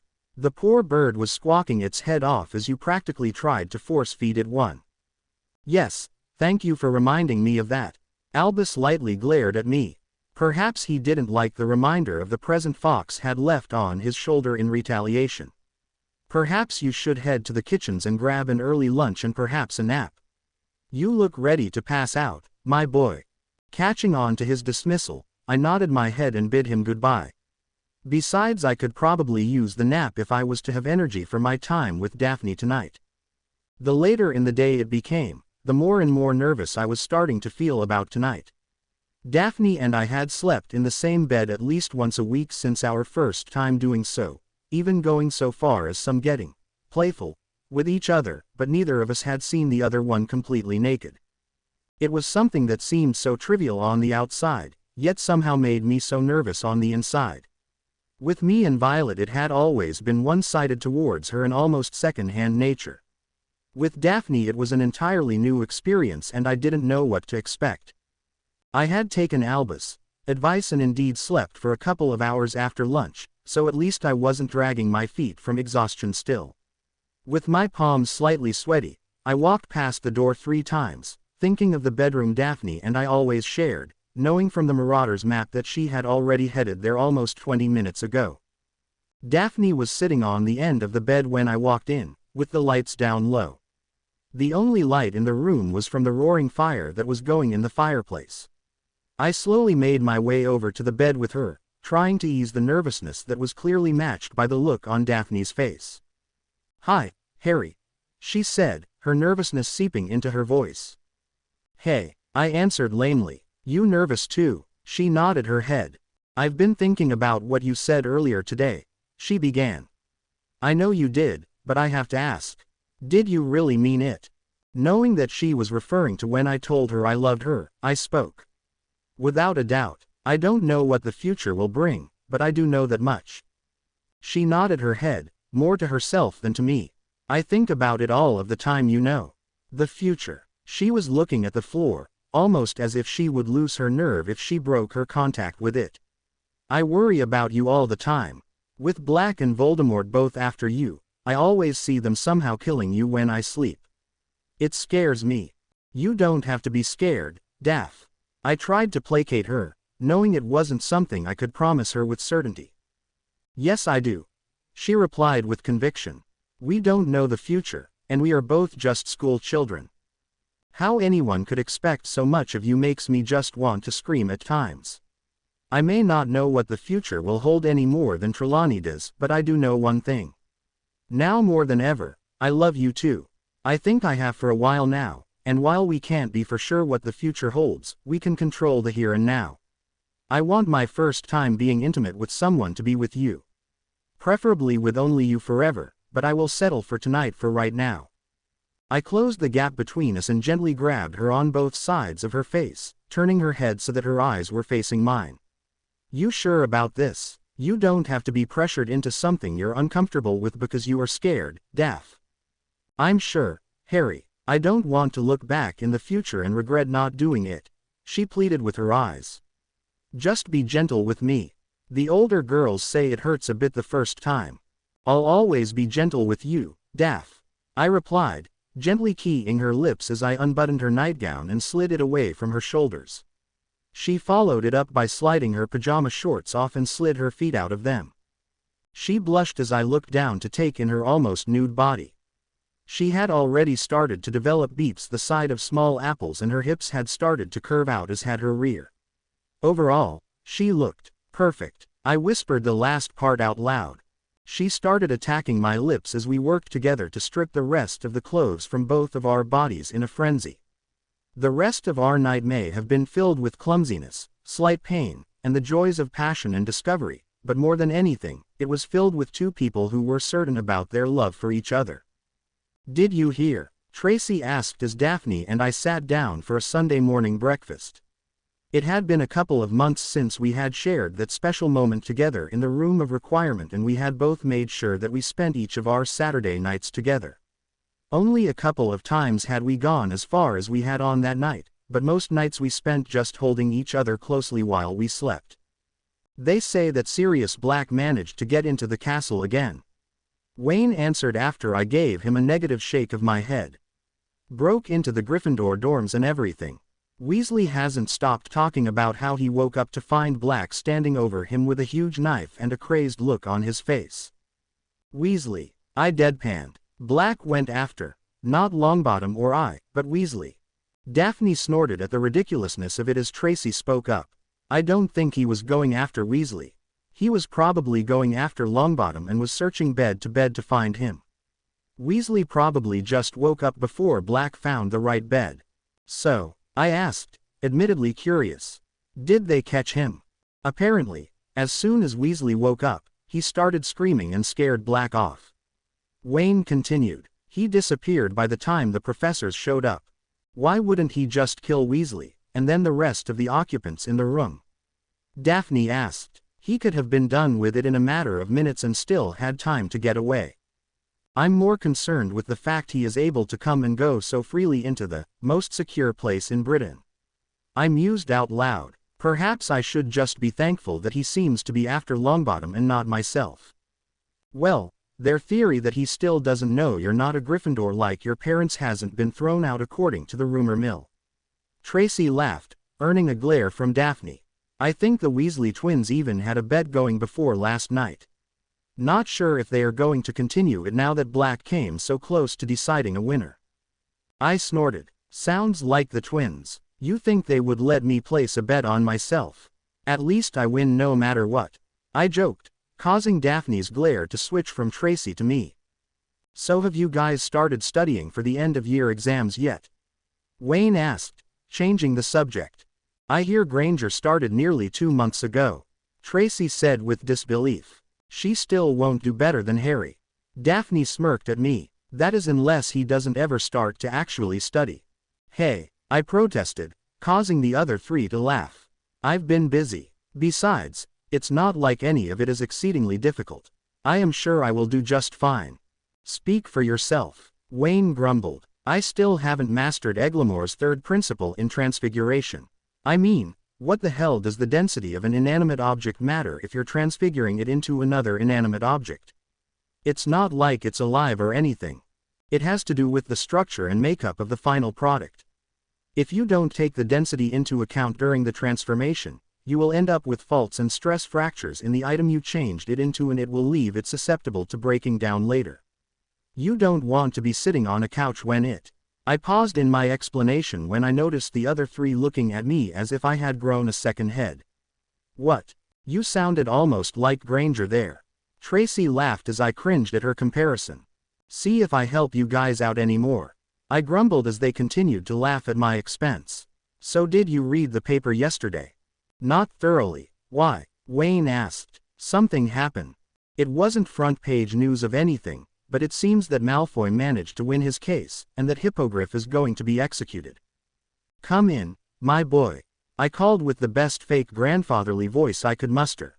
Albus covered his surprise at finding his office occupied without his knowledge fairly well by chuckling softly when he noticed that it was only me. "Surprised to see me, Albus?" I called him out on his surprise with a smirk. "I must admit, I was not expecting to see you in here," he answered jovially. "I am curious as to how, though. My wards never even detected your arrival." My smirk turned to a grin when Fox let off a short, happy trill. I could almost see the light bulb going off in his head when he saw the last few remaining ghost peppers that Fox had yet to devour from his food dish. Bribing my phoenix now, Harry. He shook his head. You should be ashamed on you for corrupting such a noble creature. I couldn't help but burst out laughing. The peppers weren't the bribe, but the payment. The bribe was letting him make stool, in your bowl of drops. Dumbledore's eyes widened almost comically before he calmed down and started chuckling again. Very funny, Harry. You had me fooled for the barest of moments, but nobody would be cruel enough to do such a thing to my precious candies. I stood up to let him have his seat back, petting Fox on the crown of his head as I passed by his perch. No, I asked Fox to deliver me to Gringotts, as I had pressing business to tend to that couldn't wait. I merely asked to be brought back here. Albus raised an eyebrow at my blatant admittance of rule-breaking, but didn't comment on it nonetheless. So, my boy, what do I owe the pleasant surprise of your arrival being in my office? The pensieve is finished today, old coot. Surely you haven't forgotten? I asked incredulously. I do happen to remember. He shook his head. Merely, I had not expected you for a few more hours. Well, I was impatient, so let's get a move on. I replied impatiently. Yes, come along then. He sighed as he had to vacate his chair once again. I have had the memories removed from the diary for quite some time, and have them ready to be deposited into your new pensieve. Have you had a chance to watch any of them yet? I asked curiously. Quite a few of them actually. He nodded. I took the liberty of removing the more disturbing material of Tom's life that isn't actually useful to you. Like him murdering babies and stuff? I asked, receiving a positive reply. So did you learn anything useful? Albus raised an eyebrow as if to ask, really? More than I could have ever dreamed of learning before I learned of the diary. Anything in particular you would like to view? He asked, pouring the vast amount of large vials full of memories into the pensieve. I bit my lip a bit apprehensively. There had been one question that had begged to be answered in my mind for quite some time. We both had a similar life growing up. Orphans hated by those around them, both extremely intelligent, and both determined to prove their worth to the world. Yet, I don't. Go around killing babies. He finished for me sadly, repeating my earlier example back at me. I had wondered the same thing, my boy. I could see the pain in his eyes, the pain of familiarity of the situation, and I couldn't help but be even more curious. To grow up alone and without your parents, hated by many of those around you, he continued. It is easily enough to make one an angry child, mad at the world. Yet, it doesn't lead to what he became. So what does? I asked softly. Are you sure you want to know? If you're looking for validation for your hatred of him, you will likely be somewhat disappointed. I nodded my head to him and he sighed. Very well, I'm sure you know how to use this by now. He asked, pointing to the pensieve which now held Tom's memories. I nodded my head, watching as he used his wand to swirl the memories until a particular scene began to display in the silvery liquid. I'm ready. I followed his lead as we both gently placed our fingers into the bowl and were beeped into the unfamiliar memories. Diagon Alley was something out of a dream. A very creative, imaginative but beautiful dream. It was nothing Tom had ever experienced. Among the shouts of vendors on discount on dragon's scales, spiders' venoms and snakes' fangs, among the bright and sparkling posters of new book releases, the autobiography of Wendelin the Weird, travels with trolls, the greatest Quidditch players of the century, among the weird-looking pets in the pet shops ranging from toads to owls, Tom felt like he finally belonged somewhere. He spent the whole day traveling from shop to shop in Diagon Alley. The first thing he brought was his wand. It took Tom an hour to find his perfect wand, a Phoenix Core wand. He brought his books, his cauldron and scales along with potion-making kit, uniform, gloves and protective glasses. The majority of his stuff was second-hand, but in the end he managed to save money for later. He didn't buy a pet, although he was eyeing a white owl in the pet shop. By the end of the day, he was satisfied with his shopping and a bit overwhelmed with the experience. He couldn't wait to get to Hogwarts, wondering it would be better than Diagon Alley or not. Needless to say, Hogwarts didn't disappoint him, at first. The train ride was mostly quiet. He made acquaintance with another first year that he had shared a compartment with, and got to know about the four houses: Gryffindor, Ravenclaw, Hufflepuff and Slytherin. Nadia thought she'd be sorted in Ravenclaw, whereas Tom was sure he would be in Slytherin. But why Slytherin? Nadia was looking at Tom with curious gaze. I don't know. Just a gut feeling. And Tom was right. He was sorted to Slytherin as soon as the old, moldy but fascinating, hat touched his head. Nadia was also in Slytherin because, according to the hat, she was more cunning than smart. And she was happy to follow Tom. Their housemates were not as friendly to them as they had hoped. On further research they found out it was because of their family names. Riddle and Nicholson were not pure blood names. They didn't have pure blood. But they had power, and they used it to their full advantage. Tom and Nadia were constantly at the top of their class, the first one to learn any spell and the highest grade scorers in their year. Needless to say, even before the Christmas break, the majority of teachers and students were wrapped around their fingers. The majority of their house, like Malfoy, not Lestrange, and Parkinson, who looked at them with inferior eyes. The scenes started to change. Christmas 1938. Tom and Nadia had just swapped their Christmas presents with each other. It was the only one Tom had received, and the same for Nadia outside of the ones from her parents. Suddenly the door to the common room opened and the other three Slytherin students who had been staying for the holidays. "What have we here, boys?" Alexander McNair, the oldest of the trio, shouted loud enough to grab the attention of Tom and Nadia. "A couple of mudbloods who are trying to act as if someone cares about them. Let's teach them a lesson, boys." Tom regretted leaving his wand on his bedside table. With only a handful of people staying in the Slytherin dorms, he had foolishly believed it wouldn't be needed. It was a mistake he wouldn't repeat again, as he had to suffer through the punching and stinging hexes the other two boys kept casting repeatedly on him while they destroyed his new snow-white quill he had received from Nadia. "Leave him alone, you jerks," Nadia shouted at the trio, only to get the same treatment. Tom could only watch angrily as they destroyed Nadia's new potions book he had worked hard to save for. April 1938. Tom was laying in the hospital wing brooding when Nadia entered. "Hey Tom." She spoke quietly. "How are you feeling?" "I hate them," Tom hissed loudly. "I hate them all." "Shish, I know," his only friend replied, taking a seat at the side of his bed, starting to rub the bruise paste left for him by the matron on his many bruises. "I know it seems unfair now because they all have many more years of training than us, but one day we will be the ones stronger than them, and they will regret it." "I hate being weak," Tom scowled. "I won't rest until I'm the strongest wizard alive. Then they won't be able to mess with us anymore." "I know you will," Nadia smiled, "and as your best friend, I will help you." September 1939. "So, you decided to return Mudblood?" Patrick Avery glared. "I would have thought you and your Mudblood whore would have learned your lesson last year." "Perhaps we should teach him a lesson, Avery." Randall Lestrange laughed, drawing his wand. He was followed by several others, all with wide grins on their faces. Tom and Nadia, who was too stubborn to allow Tom to take the majority of the beating as he always tried to do, ended up spending their first night back at Hogwarts in the infirmary. Christmas 1939. "Oi, Mudblood, I thought McNair taught you last year that you and your whore friend weren't allowed gifts." Peter Parkinson snarled after watching the pair of friends swap gifts. "Go screw yourself, you inbred pig," Nadia yelled at him and his friends as she and Tom drew their wands. The pair had spent all of their free time together studying and training, becoming the smartest and best fighters they could. Sadly, it wasn't enough. The cheap bracelet that Tom had gotten her lay broken in a dozen pieces on the ground, along with the wand polishing kit he had gotten from Nadia. They both spent the night in the infirmary again. June 1940. "Can we hang out together this summer, Tom?" Nadia asked for the fourth time in the last hour.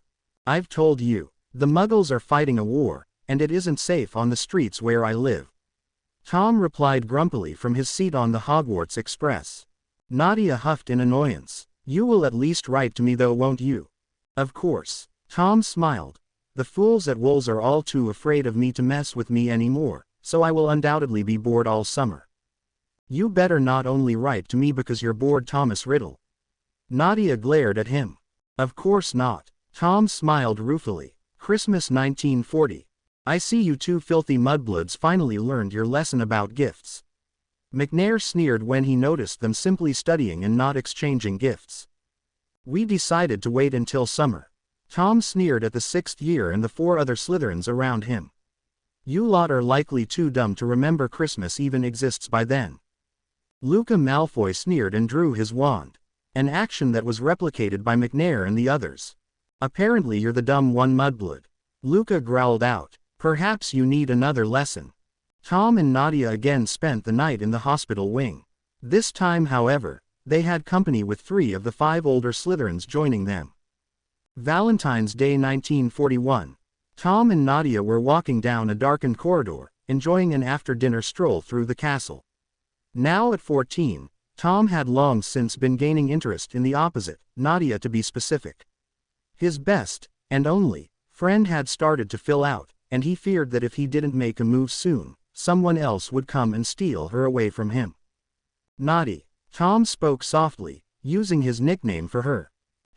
She hummed, turning her attention to him. Tom stopped and grabbed her hand, gently pulling her to a stop as well. Happy Valentine's Day. He mumbled softly, with a light blush gracing his cheeks. Nadia blushed in return as she smiled at him softly. You too, Tom. The couple made no effort to relinquish the other's hand. A fact Nadia figured out as she was stopped when she tried to resume walking. Tom, she asked softly, what is it? Tom blushed a bit deeper, not used to this situation at all. Finally gathering his courage and cursing the Gryffindors, he blurted it out. Will you be my girlfriend? Nadia froze for a brief second before her widened eyes quickly returned to normal and her face threatened to split in half with the size of the smile that took over her face. Yes, of course I will, she squealed before jumping into his arms and slamming her lips to his. Their first, and admittedly sloppy, he was quickly interrupted by retching sounds behind them. Tom pulled his new girlfriend behind him as he turned around to spot Lestrange, Malfoy, Avery, McNair, Parkinson, Nott, and Rosier all with their wands pointed at them and a disgusted look on their faces. It's a good thing we showed up, boys. Peter Parkinson growled, otherwise these 2 filthy freaks might have even tried to breed on the spot. Perhaps we should teach them a lesson then, Alan Rosier grinned. Maybe I can give Riddle a lesson on how to do it properly. Nott grinned lecherously, licking his lips while staring down Nadia. Bet you would like that, wouldn't you, Riddle? McNair goaded him. To her, your mudblood bitch beeping from a pureblood showing the whore how a man. He was cut off from finishing his statement by a dark red arch flying at him from the enraged 14-year-old. McNair tried to dodge, but still took a large gash to his leg as the spell collided. Nadia was the only thing he had in this bloody world, and he would be damned if he was going to let anyone take her away from him or harm her. The other 6 boys started to fire spells at Tom in a dangerous barrage as McNair tried to stem the bleeding. However, they had been riding by on reputation and their family name for the last few years, only learning the basics of fighting and the dark arts. Tom and Nadia had spent countless hours, days, weeks, months, and years cooped up in the library and abandoned classrooms practicing any magic they could get their hands on. It was a bloodied and bruised Tom Riddle that refused to go to the hospital wing that night. The same wing where 7 fellow Slytherins were now resting. Instead, he and Nadia holed up inside an out-of-the-way abandoned classroom, healing their own wounds. Tonight he had proven that they were no longer weak, and he wouldn't dare let a weakness, such as spending the night in the infirmary, stop him anymore. June 1941. I don't care, Tom. Nadia glared at him. I will be spending time with my boyfriend this summer, and you're not going to convince me otherwise. Fine. Tom finally relented before smirking. You're lucky I like you so much, or I'd have to hurt you for talking back to me like that. You wouldn't hurt me, she said confidently. Besides, I'm the only one that isn't afraid of you anymore and will still talk to you. Yes, well, had I known that speaking Parseltongue was one of Slytherin's traits, I would have revealed it to the common room years ago and save us some pain. It was the last gasp effort on the purebloods' part to put Tom down just before they were due to catch the train back to London, and it had come back to backfire on them. They decided that a fight with him head-to-head wasn't going to work, so they decided to do him in the Slytherin way and tried to ambush him with nearly 100 conjured snakes. The moment he had walked into the common room from his room, they had sealed the doors and unleashed them. Needless to say, they were shocked when he started hissing at the snakes and they turned around and tried to attack their conjurers. The train had been delayed nearly 2 hours while they were all being treated in the infirmary. Nobody spoke another word, or even looked his way, since I had no idea either. Nadia shrugged. We can see if there are any books on him at Flourish and Blots today, Tom asked, confused. Of course, not. Nadia smiled. We have to pick up your very late Christmas gift, but it won't be there until late July. I just ordered it and I think you will like it. So we will finish in the alley and make our way to Vauxhall Road and pick it up. Naughty. Tom groaned. You know it's not safe in the Muggle world right now. Shush you. She grinned at him. I worked hard to get this gift ordered for you, and I'm not going to let some selfish Muggles ruin this for me. July 31, 1941. The pair, walking hand in hand, had just entered Winstanley's bookstore and stationer's. Nadia led Tom to the counter and addressed the worker there. I'm here to pick up a package left for Nadia Nicholson. The worker disappeared into the back for a few minutes before coming back out holding a wrapped package the size of a small book. Here you go, ma'am. Thank you. Nadia handed over the required money before taking the package and dragging Tom back out of the store into a local ice cream shop. Here you go, Tom. She smiled shyly. Tom neatly tore off the paper wrapping the small parcel to find a small black diary. Rotating it in his hands, he saw his name, Tom Marvolo Riddle, inscribed in gold at the bottom of it. He smiled at his girlfriend before giving her a loving key on the lips in thanks. I thought that one day you could find a way to enchant it so that when you write it in, the words will show up on my diary and we can talk to each other whenever we wanted. Do you like it? She asked nervously. I love it. Thank you, Naughty. Tom spoke just as their moment was interrupted by an unfamiliar siren sounding off loudly around them. By the time it registered to Tom what was happening, the first explosion started to go off in the distance. Naughty, we have to go. Tom shouted, grabbing her arm. Now. The pair took off, Tom leading the way, hoping to make it back to Charing Cross Road, and the Leaky Cauldron, to safety. More and more bombs started to go off around them, causing debris to rain down on the pair of heavily running teens. Tom was just starting to get hopeful that they were going to make it when a large explosion sounded off from the other side of Nadia, blasting the pair into a wall, covered in rubble. It took a few moments before Tom could regain his wits after being hit hard in the head by a large brick. Nadia! Tom yelled frantically as he started throwing the rocks away that had half buried his best and only friend. Can you hear me? Wake up, please, he begged as her bloodied face came into view. Tom, he heard a whispered voice say. He breathed a sigh of relief when he heard her voice and quickly cradled her head into his lap. Naughty, I've got you, love. You're going to be just fine, Tom told her frantically, pulling out his wand and trying to heal her wounds as best as he could. I don't think I am. She coughed, blood flying out of her mouth and onto Tom, who ignored it. I'm dying, Tom.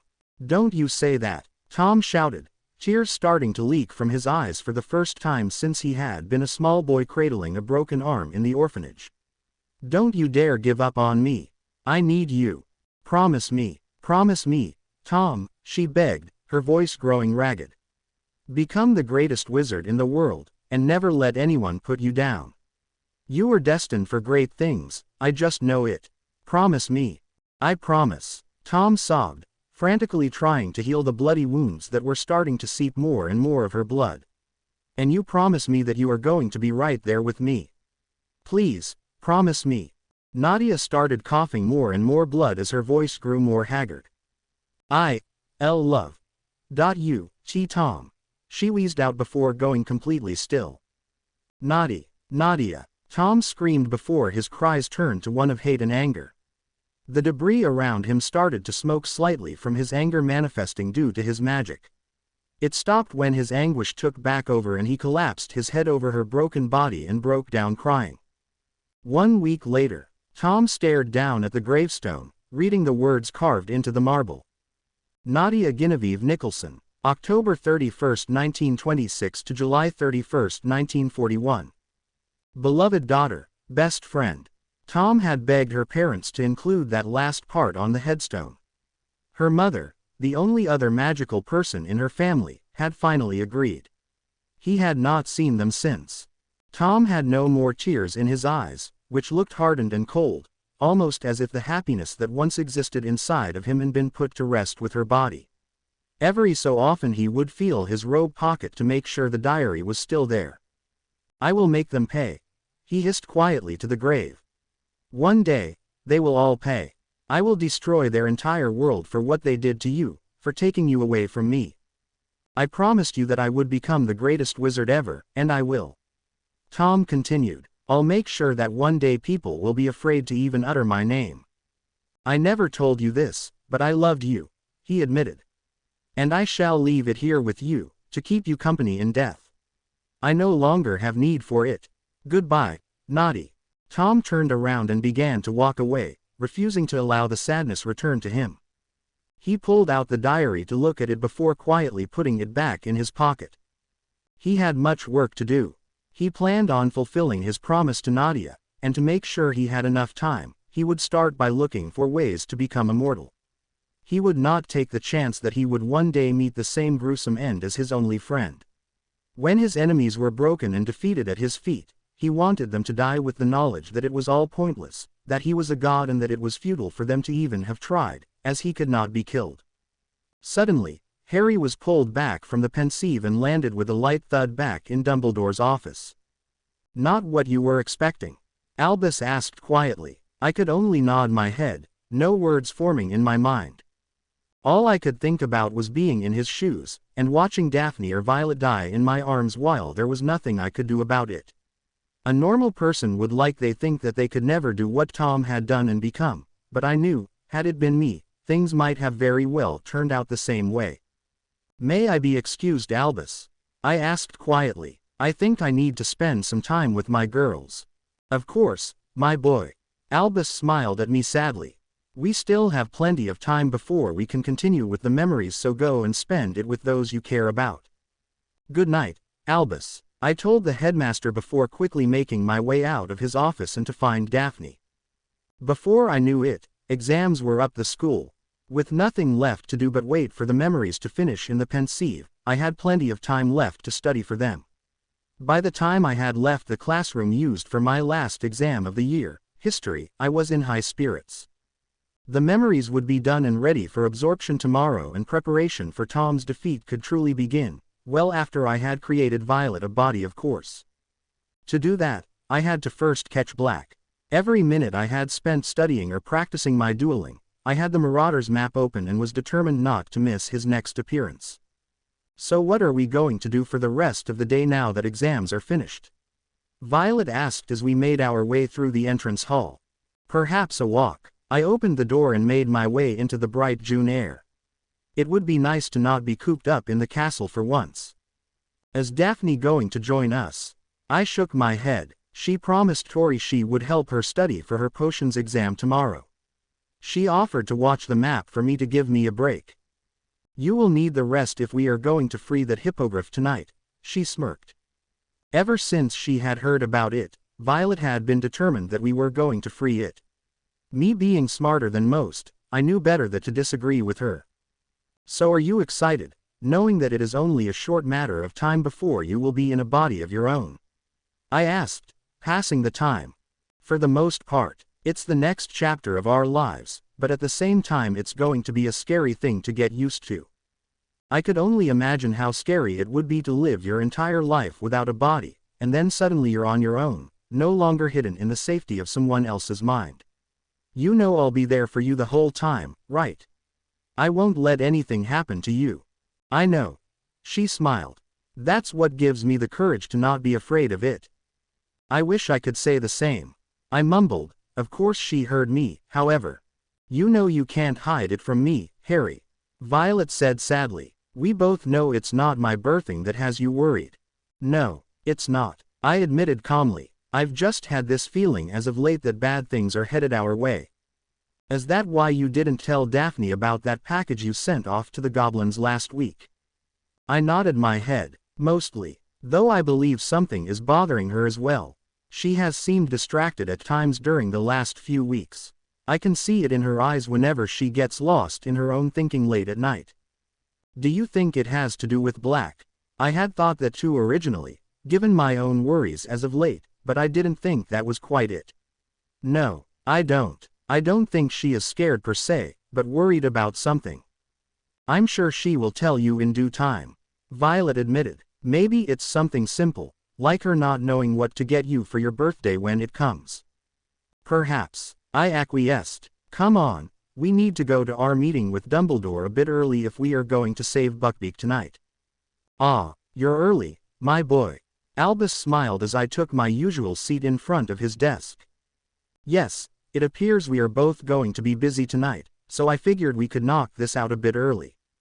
Yes, terrible thing, observing the extermination of an innocent life. Albus said sadly. It is most unfortunate, yet I fear Hagrid will need the support. Not wanting to dwell on the subject at hand, I changed the topic to the reason for our meeting. So how are the memories progressing? Have you learned anything else useful from them? Albus perked up instantly, standing up and moving towards one of his private cabinets. They are nearly done. My research has barely even scratched the surface of Tom's memories, however, but they have revealed marvelous results so far. He carried a silk sack over to his desk before upturning it. The sound of metals colliding together filled the room as item after item fell from the sack. First a silver, sapphire-encrusted crown, followed by a gold ring that held an onyx-looking stone. Lastly, a pair of necklaces landed on top of the pile. Dumbledore reached into his desk drawer and removed Riddle's diary before adding it to the pile. For me, Albus, I asked sarcastically while eyeing the pile of jewelry. You shouldn't have. Not quite, my boy. Albus chuckled, spreading the pile out over his desk. These are Tom's Horcruxes, well except for this particular necklace, but it is the key to his immortality at any rate. So we destroy them and he dies? I asked, sounding hopeful. Where did you find them? Yes, and no. Ravenclaw's diadem. It was actually here inside of Hogwarts itself. The gaunt ring was hidden away in his mother's ancestral home, and Slytherin's locket was a bit trickier to find as the cave it was hidden in held this fake instead. There is still one missing, however. Hufflepuff's chalice was entrusted to Bellatrix Lestrange. I believe it now resides in the bowels of Gringotts. You can only imagine the task ahead of us to obtain it. Quote, Thief, you have been warned, beware of finding more than treasure there. I recited softly, remembering my first trip to the Goblin Run Bank. Yes, the goblins would not take kindly to us just breaking in and taking it. He chuckled. I've been doing some searching through the laws trying to find a loophole. I've found nothing as of yet, but hopefully it doesn't resort to thievery. So when will the ministry representatives be up here to announce the results of their appeal? I asked, knowing that the appeal was merely a formality and that Lucius Malfoy had already bought and paid for the results. Not long, as a matter of fact. Albus frowned at the clock. Perhaps it would be wise for you to be absent by then. I have to go meet with Daphne anyhow, I replied, standing from the comfy chair and stretching as Albus began to pack the Horcruxes back into the silk bag and secure them away once more. I'll see you tomorrow, Albus.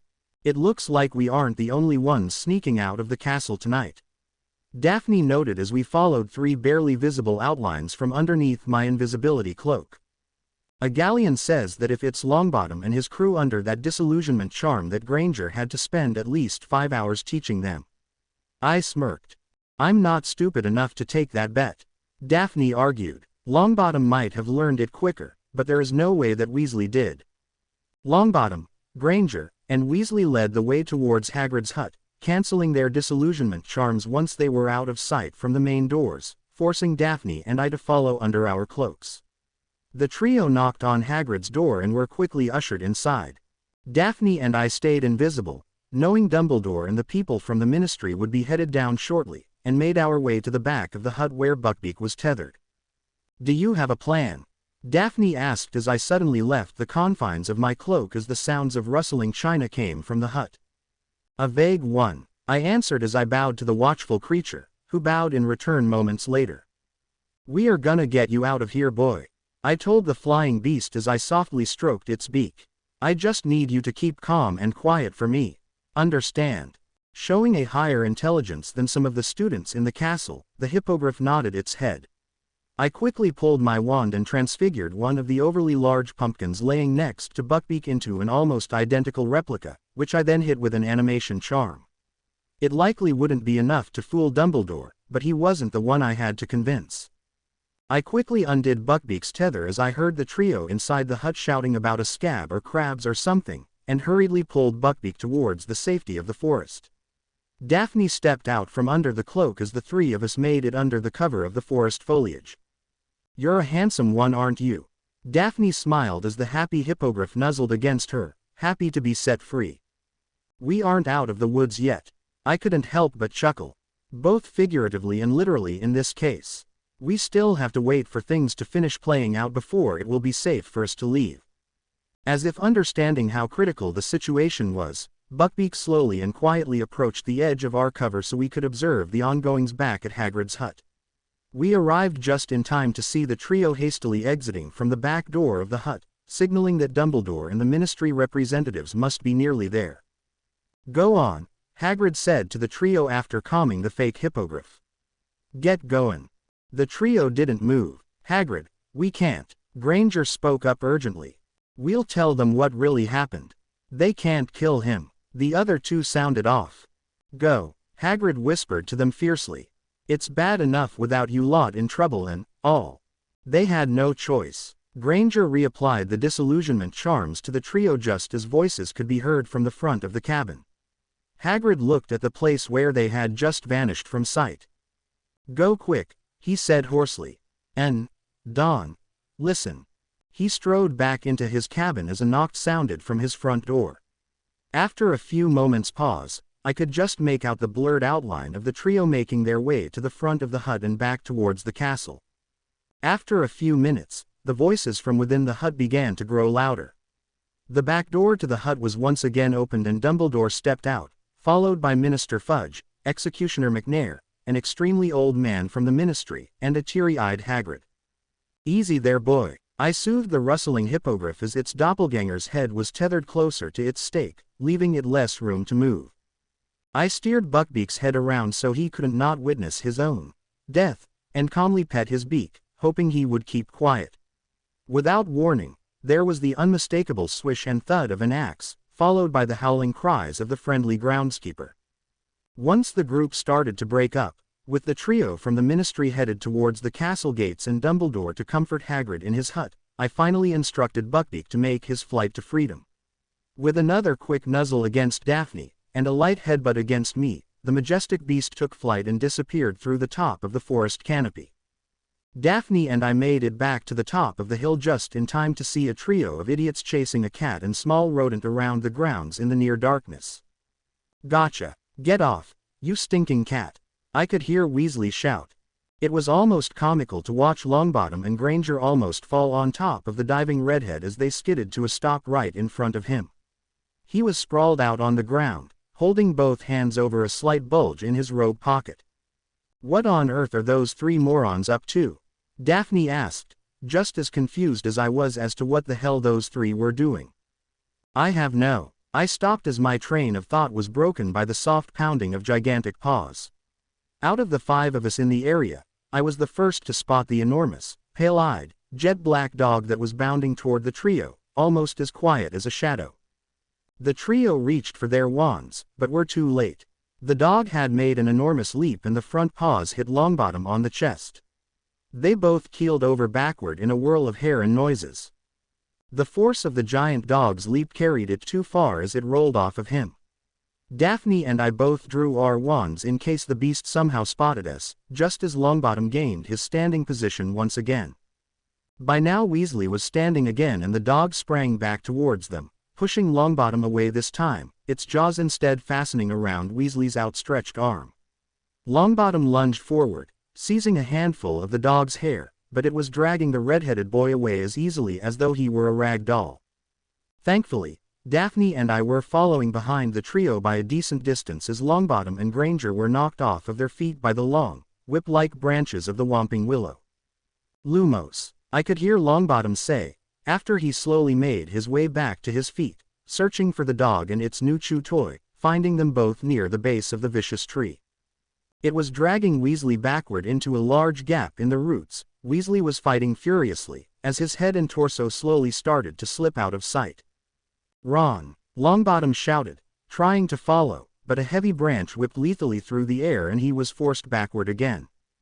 All I could see now was one of Weasley's legs, which he had hooked around a root in an effort to stop the dog from pulling him farther underground. A horrible crack cut the air like a gunshot. Weasley's leg had broken, and a moment later, his foot vanished from sight. "Do you think we should help them?" Daphne asked uncertainly as Granger and Longbottom hopped around trying to find a way past the tree. "I suppose," I sighed in defeat. "Albus would never let me hear the end of it if I didn't." Granger's ugly cat had already darted forward, slithering between the battering branches like a snake, and placed his front paws on a knot of the tree's trunk, freezing it. Daphne and I made it to the edge of the tree's reach by the time Granger and Longbottom had disappeared down the narrow hole I could just make out at the base of the tree. "We should get going before this thing starts pummeling us," Daphne said, pointing towards the still frozen tree.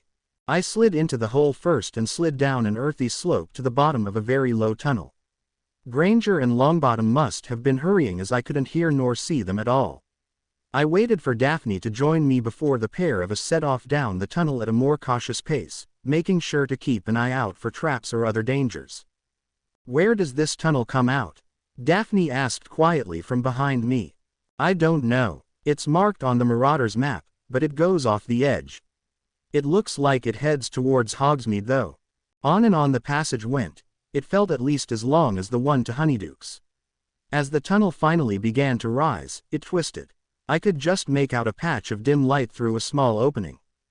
We paused, slowly edging forward with our wands raised to see what lay beyond. It was a room, a very disordered, dusty room. Paper was peeling from the walls. There were stains all over the floor and every piece of furniture was broken as though somebody had smashed it. The windows were all boarded up. I glanced at Daphne, who looked a little frightened, but nodded. Slowly, I pulled myself out of the hole, staring around. The room was deserted, but a door to our right stood open, leading to a shadowy hallway. Daphne suddenly grabbed my arm, her wide eyes traveling around the boarded windows. "Harry," she whispered, "I think we're in the Shrieking Shack." I looked around. My eyes fell on a wooden chair near us. Large chunks had been torn out of it, one of the legs having been ripped off entirely. "Ghosts didn't do that," I said slowly. At that moment, there was a creak overhead. Something had moved upstairs. Both of us looked up at the ceiling, Daphne's grip on my arm so tight I was starting to lose feeling in my fingers. I raised my eyebrows at her. She nodded and let go. Quietly as we could, we crept out into the hall and up the crumbling staircase. Everything was covered in a thick layer of dust except the floor, where a wide shiny stripe had been made by something being dragged upstairs. Finally, we reached the dark landing. "Knox," Daphne and I whispered together, the lights at the end of our wands going out. Only one door was open. As we crept towards it, we could hear sounds from the other side of it. "I thought you'd come and help your friend," a hoarse voice sounded. The man's voice sounded as though he had long since lost the habit of using it. "It was brave of you not to run for a teacher. I'm grateful, it will make everything much easier." As I started to realize exactly who it was on the other side of the door, a boiling hate erupted in my chest, leaving no place for fear. "If you want to kill Neville, you'll have to kill us too." I could hear Weasley shout fiercely through the door. "Lie down," Black said quietly. "You will damage that leg even more." "Did you hear me?" Ron said loudly, his voice filled with pain. I felt a small bit of respect for Weasley, even if his attempt was foolish. "You'll have to kill all three of us. There'll be only one murder here tonight," I heard Black state loudly, almost as if the scene was scripted and this was my cue to make an entrance. "Be careful, Harry," Violet whispered quietly to me as I slammed the door open and stepped inside. "What's the matter? Gone soft in Azkaban?" I asked as I swatted away Black's reactionary stunning spell. As I understand it, you didn't care last time, did you? Didn't mind slaughtering all of those muggles to get at Pettigrew. Are you going to kill me, Harry? Black asked with a chuckle, eyeing my wand that was pointed at his heart. You killed my parents, I said, my voice surprisingly calm as I used my occlumency to drown out my emotions to focus on the task at hand. I knew it wouldn't be an easy fight ahead of me. I don't deny it, he said very quietly. But if you only knew the whole story. The whole story, I repeated, my fury doing its best to make its way to the front.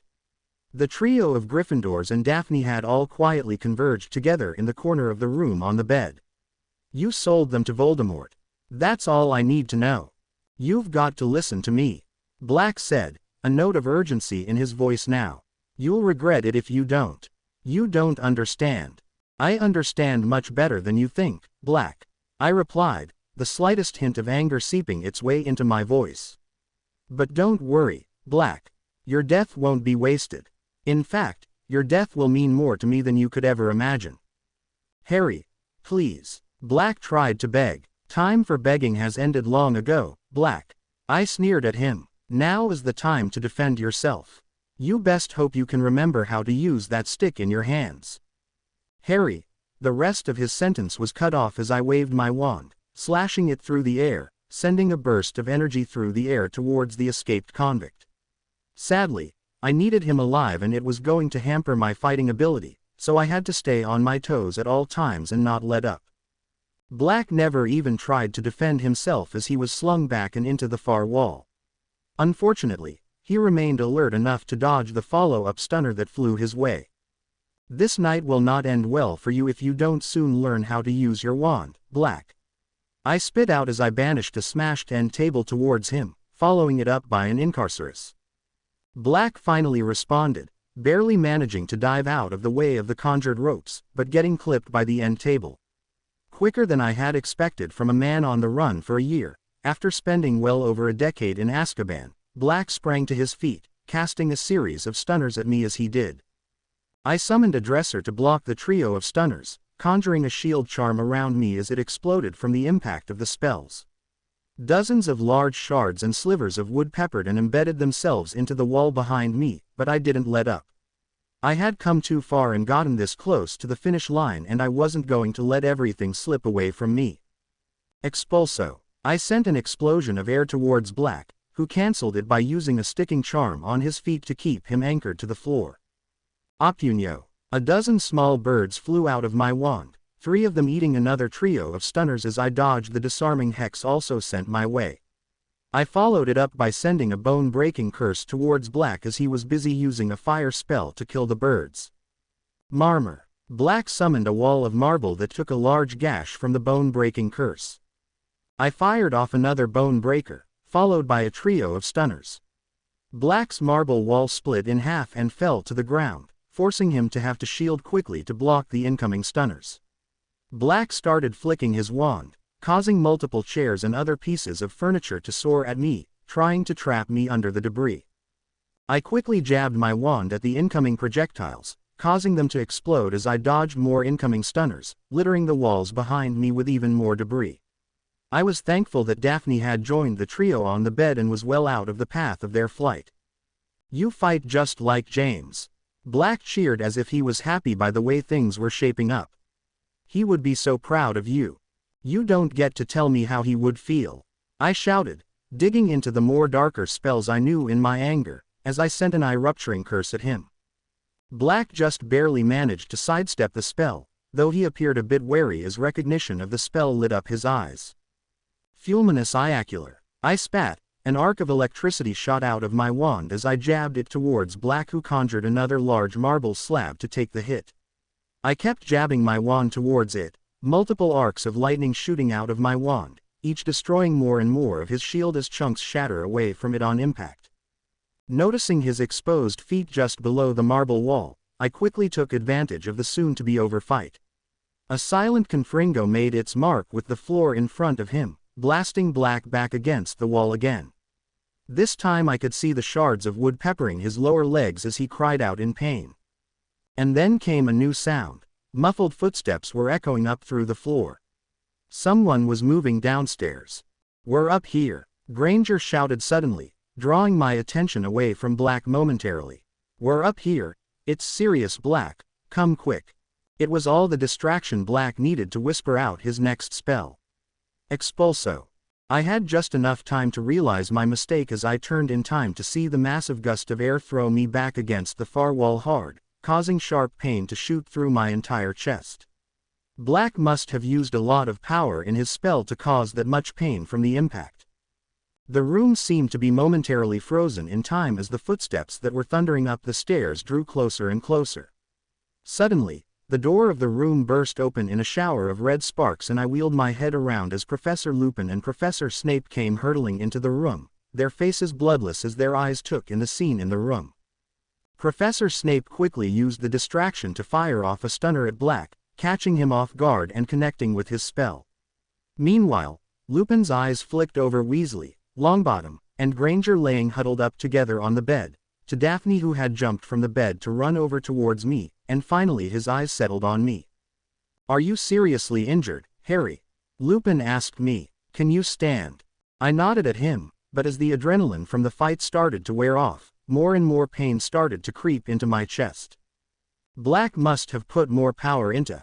I was cut off as a sharp cough broke through my lips. It wasn't the pain that caught my attention this time, but the splattering of blood that flew from my lips when I coughed. "Harry," Daphne yelled in a panic. "Are you okay? What's wrong?" She got her answer just as soon as I reached up and pulled back the front right side of my jacket away from my body.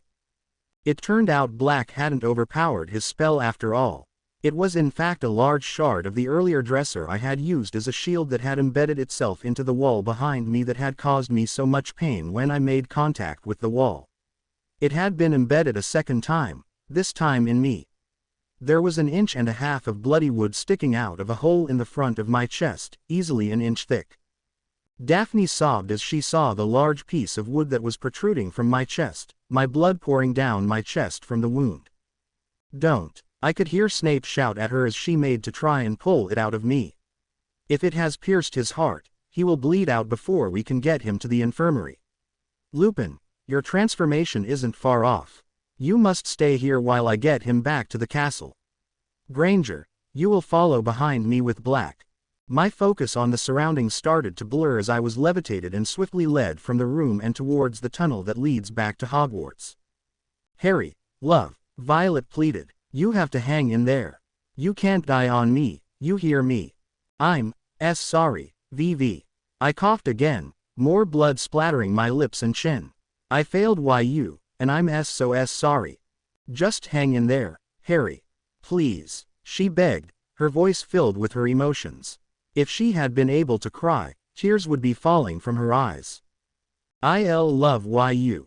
Always," I said out loud, not sure in my daze if I was talking to Violet or Daphne, who had just grabbed my hand as we slipped away from the shadow of the Whomping Willow. "Don't you dare give up on me now, Potter," Daphne cried, as she squeezed my hand harder as she ran to keep up with Snape's pace. "Listen to her, Potter," Snape called to me. "Only a dunderhead would let a piece of wood kill him, and you never truly struck me as a dunderhead.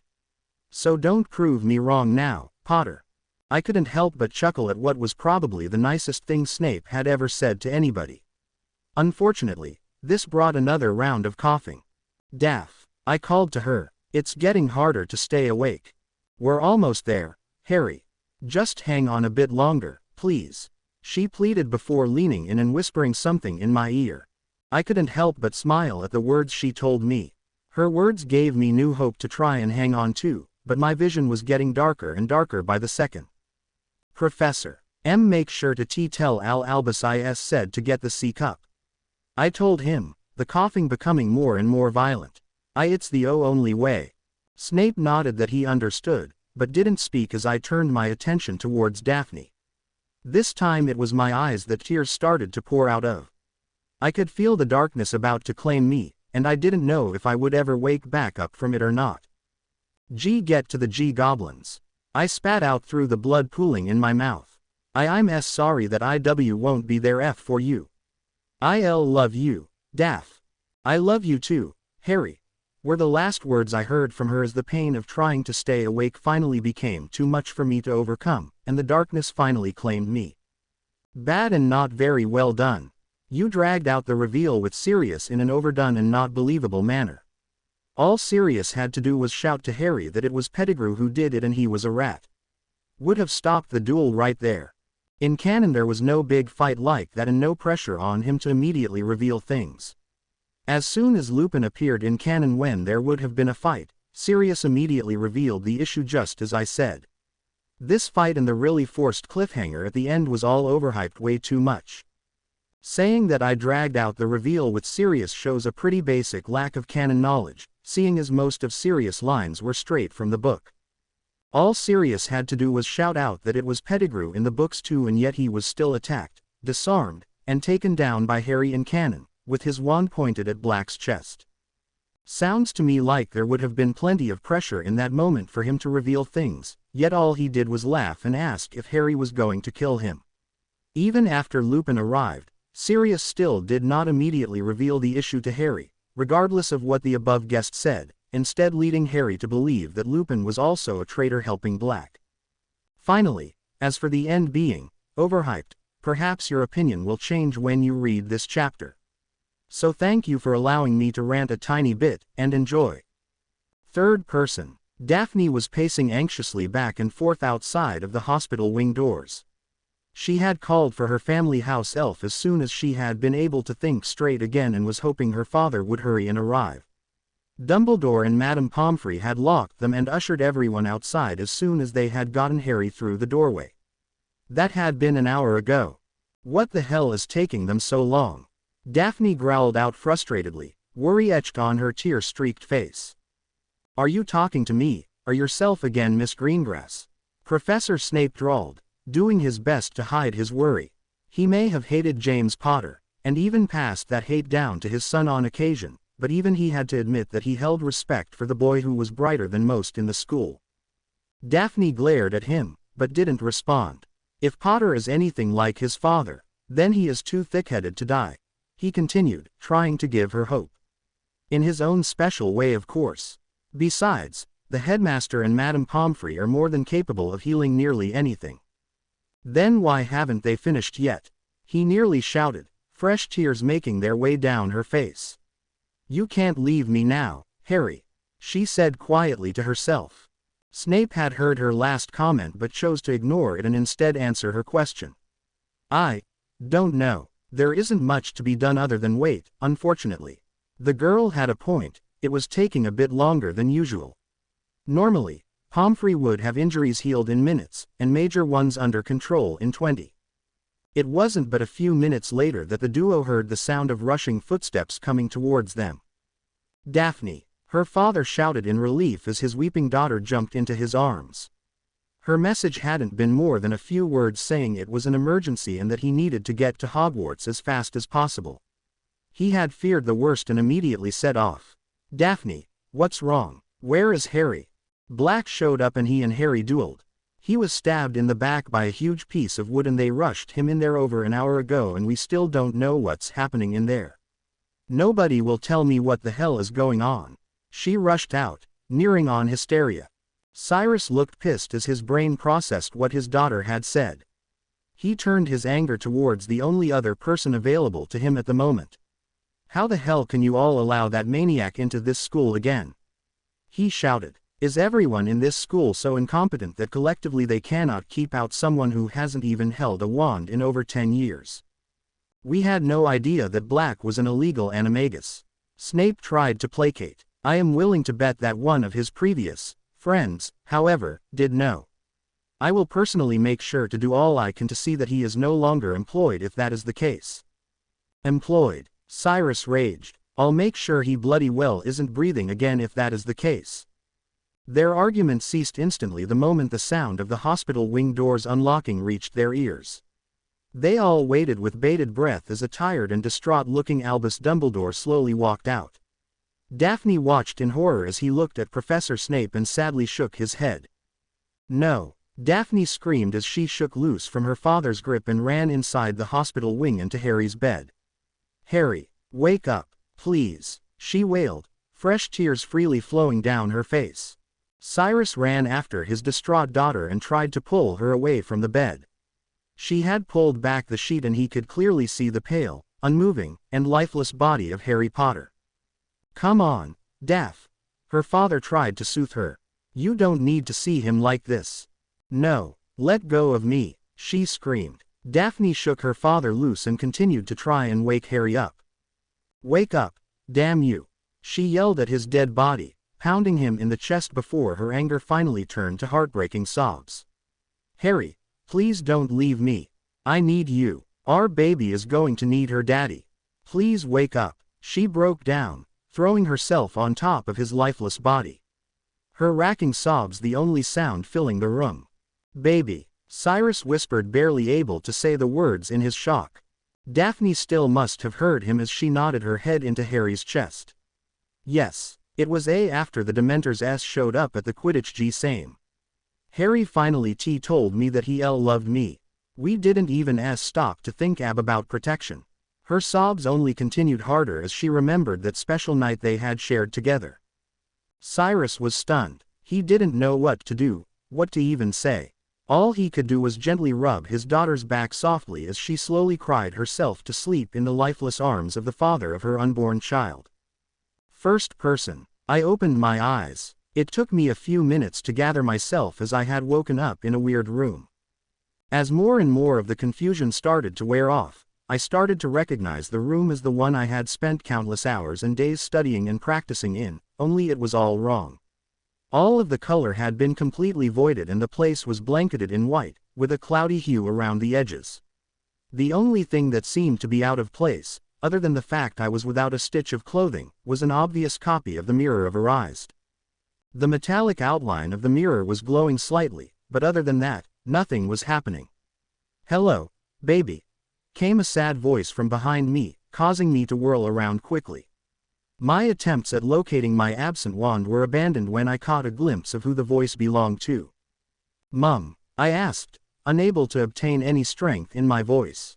She nodded, slowly walking towards me. She stopped a mere foot in front of me before she slowly brought her dainty hands to my shoulders, squeezing them. It took me only a moment to overcome my shock and to throw my arms around her. It was an action I had dreamed about doing as a child, but had been forced to give up as I grew older. I had hoped to not see you here for quite a few years yet. She smiled at me, tears flowing from her eyes. But it is so nice to finally hold my little boy again. I assumed that I had died and that this was the afterlife. I couldn't help but feel saddened as I thought about never seeing Daphne again in the living world. I couldn't stop the few tears that started to fall down my face as I also thought about the child we had created together that would never get to meet her father, that I would never have the chance to help raise. I was going to be a dad. I mumbled into my mum's shoulder, my tears falling harder. Shish, it's okay baby. I heard my mum soothe me, rubbing my back in tiny circles. I know how it feels to leave behind a child that you love more than anything in the world. I know how much it hurts to even think about not being there for them, but I promise you it does get better.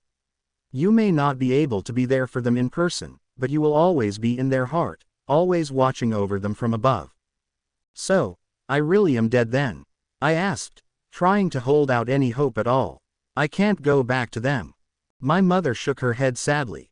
I'm afraid not baby. I'm here to guide you to the next great adventure, as Albus always used to say. I couldn't help but snort at her, remembering all the times the old coot had said those words. What about Voldemort and Black?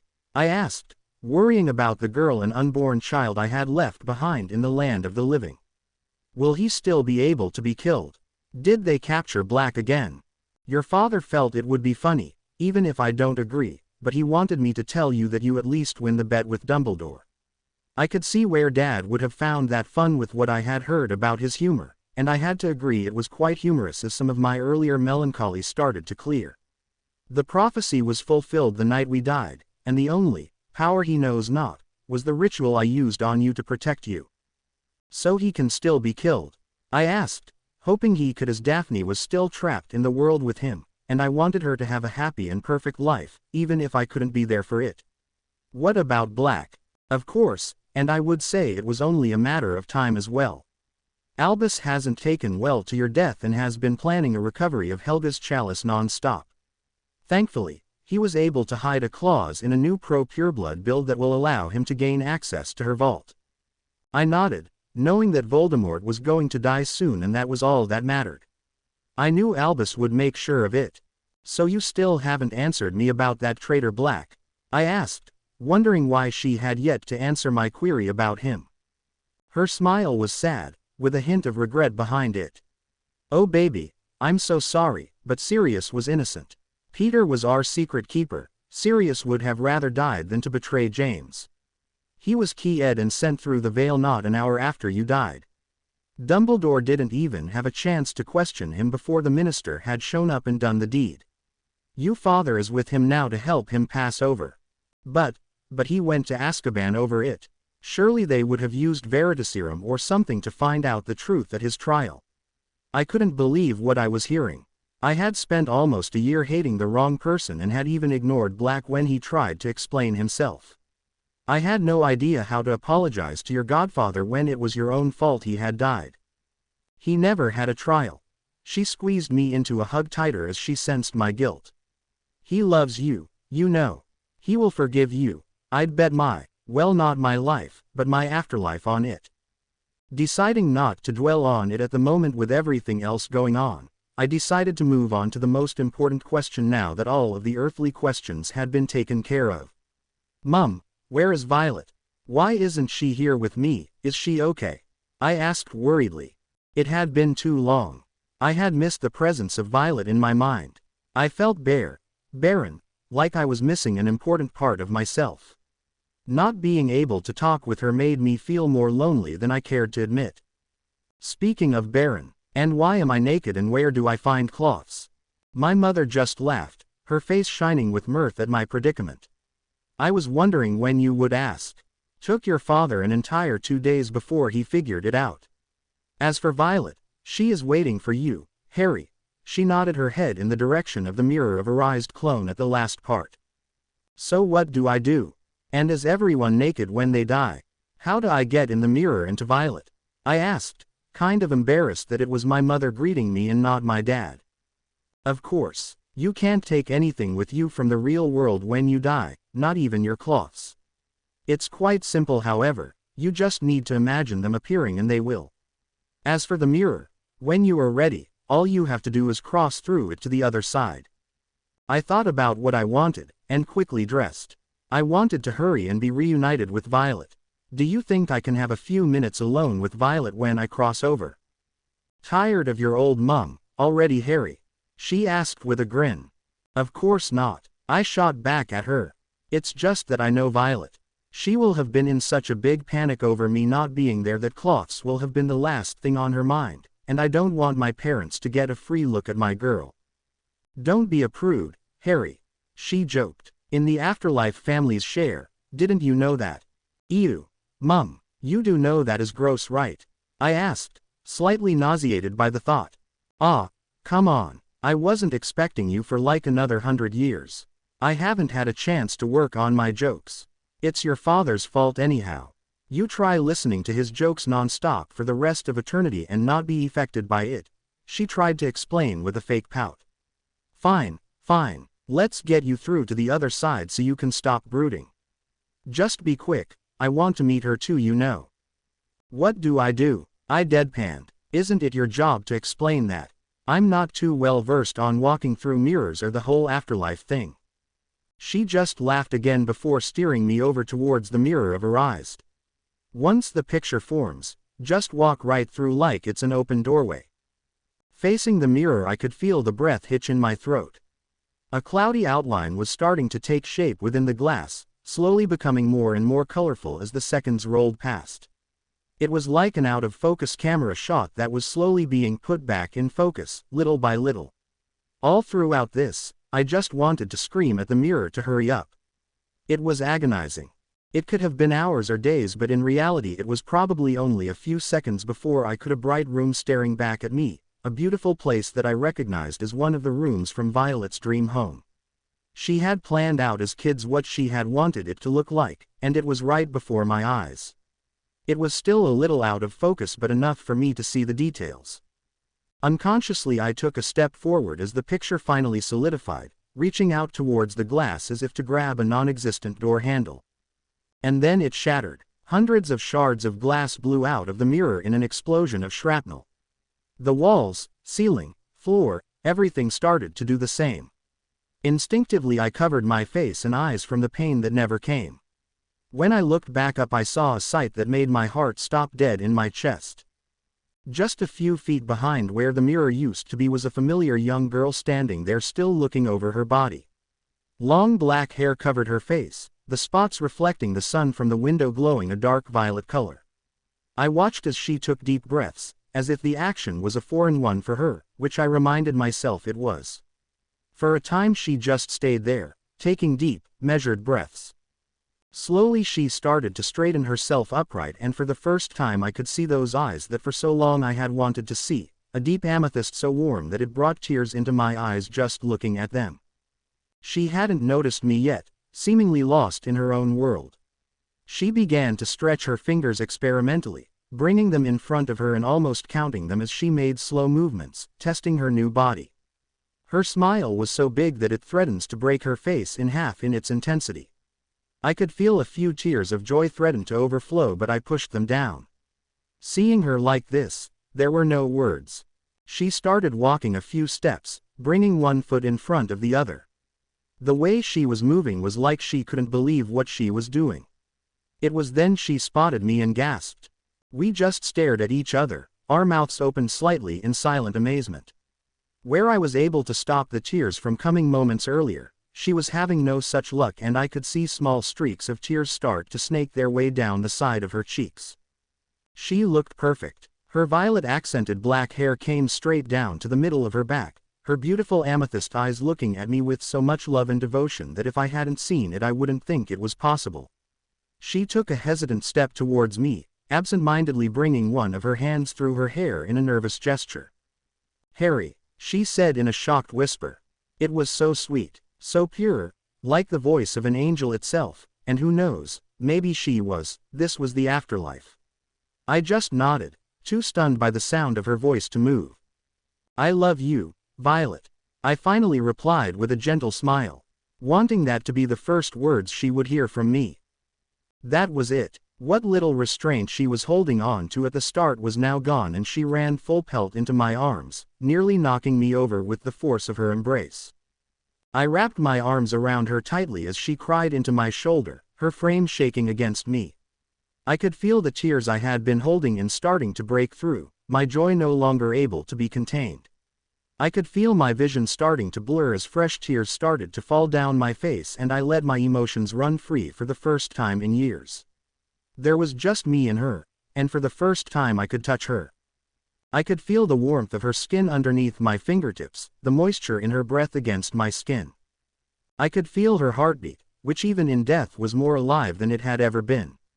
I could smell the soft lavender fragrance of her hair. I breathed it into my lungs like a drug, almost high of the euphoria of her presence. It was a long time before we were in any state to say anything and we didn't need to. We had waited so long for this moment, so long. Words would somehow ruin its significance. What words could describe this feeling? None. It was just too powerful. I used one of my hands to wipe the tears from my eyes before placing it back on her body. It was almost like I had to reassure myself that she was still there. There was no way I was ever going to let her go. Not in a million years. I waited for her breathing to return to normal, signifying that she was no longer crying before I spoke again. "You have no idea how long I've been waiting for this. To hold you in my arms," I said in a longing whisper. "I have a pretty good idea. It's so good, to be able to finally do this," she said back, her voice thick with emotion. "I love you so much," she said as she snuggled even closer into my body. I grasped one of her hands, caressing it fondly, taking a small step back from her in the process. I didn't want to disentangle myself from her grip but I needed to see those eyes look at me, those wonderful amethyst orbs that shone with such life and vigor. She was more beautiful than I could even imagine, a body that could live up to the beauty of her heart as well, or at least as close as it could in the afterlife. I love you too, I said back, without a hesitation, to which she gave a watery smile, raising her left hand and stroking my cheek gently. I couldn't help but lean against it, embracing the feeling of her soft skin against mine. At the same time I brought my left hand to meet her face, and I reveled in its soft feeling and her delicate features. I could feel her silky hair graze the back of my hand as I caressed her skin lightly, making little circle shapes with the tip of my thumb. Neither of us noticed how our faces started to get closer and closer, inch by inch, so lost we in each other's eyes at that moment. We were merely centimeters apart now, and I could almost taste the sweetness of her breath. Her eyes started to cloud in lust just before our lips connected. It was like an explosion of feeling. In that split second I could feel every bit of love and devotion I had for her come to the surface and take control, as I returned her key with deep fervor. The sweetness of her lips acted like a drug, drawing me back in, all the while my hands were exploring her body. As I keyed her, it felt like all my senses were enhanced. Her lips tasted that much sweeter, her body that much warmer. I could feel my own heart pulse in excitement, her hot breath against my skin as she came up for air a few moments before diving straight back in, as if our lives depending on our lips being locked together. It felt that way, since we had months, years to make up for the time we had spent so close to each other but so far apart at the same time. Her slender hands snaked around me, bringing me as close to her as I could possibly get, as much of our body touching as was possible. We were lost in the moment. It could have been hours and I may not have noticed. Hell, I wouldn't have noticed if Voldemort himself walked into the room wearing a tutu quoting The Sopranos in falsetto. My attention was solely on the beautiful creature in front of me. It was some time before we stopped, and when we did, we were panting heavily, looking at each other love and adoration. Her hair was a mess, but to me she was the most beautiful thing on the planet, the slight blush on her cheeks accentuating her brilliant smile as she leaned away from me, though her arms stayed snaked around my neck. For a few seconds we just stood there staring into each other's eyes, totally content with each other. It was in those few moments that I realized I had indeed been correct earlier. She was naked, not a single piece of clothing on her body. For some reason this made me look away slightly in embarrassment, even knowing how stupid that it was. To this, she gave a musical laugh, and out of my peripherals I noticed she looked down in admiration at her form, taking one of her hands away from my neck, using it to trace lightly down her cleavage, which only made me more excited. I could tell she was doing it on purpose. "Like what you see, Harry?" she asked in a playful mocking tone. "I've seen you in all kind of states of dress, it's only fair you get some of the same benefits as well." She giggled playfully and moved seductively against me again. My words caught in my throat at that moment. "So you like?" she asked, biting her lip slightly. "You bet," I said mentally, and it was only after she didn't reply for a couple of seconds I realized that speaking using my mind wasn't going to work anymore. This was going to take some getting used to, not that it was a bad thing at all. "Of course, you are my heart's desire, remember," I said playfully, and she punched my arm in jest. "On a serious note though, Mum and Dad will be wanting to see us again soon, perhaps you should get dressed." "I think we can make them wait for a little while," she smiled coyly. "You're just intent on torturing me." "I know," she said before smiling at me again. Just looking at her made my breath hitch, the incredible urge to key her again raking at my brain.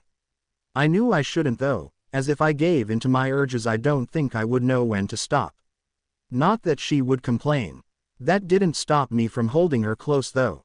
It was almost like I needed reassurance that she was there, her body warmth acting like a comforting blanket to me. "I think it's time you put some cloths on. Don't want Dad coming back and seeing you like this, do we? It would be one hell of a first impression, don't know if he could handle it," I said with a small laugh, watching her smile in amusement. "Besides," I continued, edging my face close to hers, "only I should be allowed to see you in this state of undress," I said with a wink before pulling away, dodging as she playfully aimed a punch at my arm.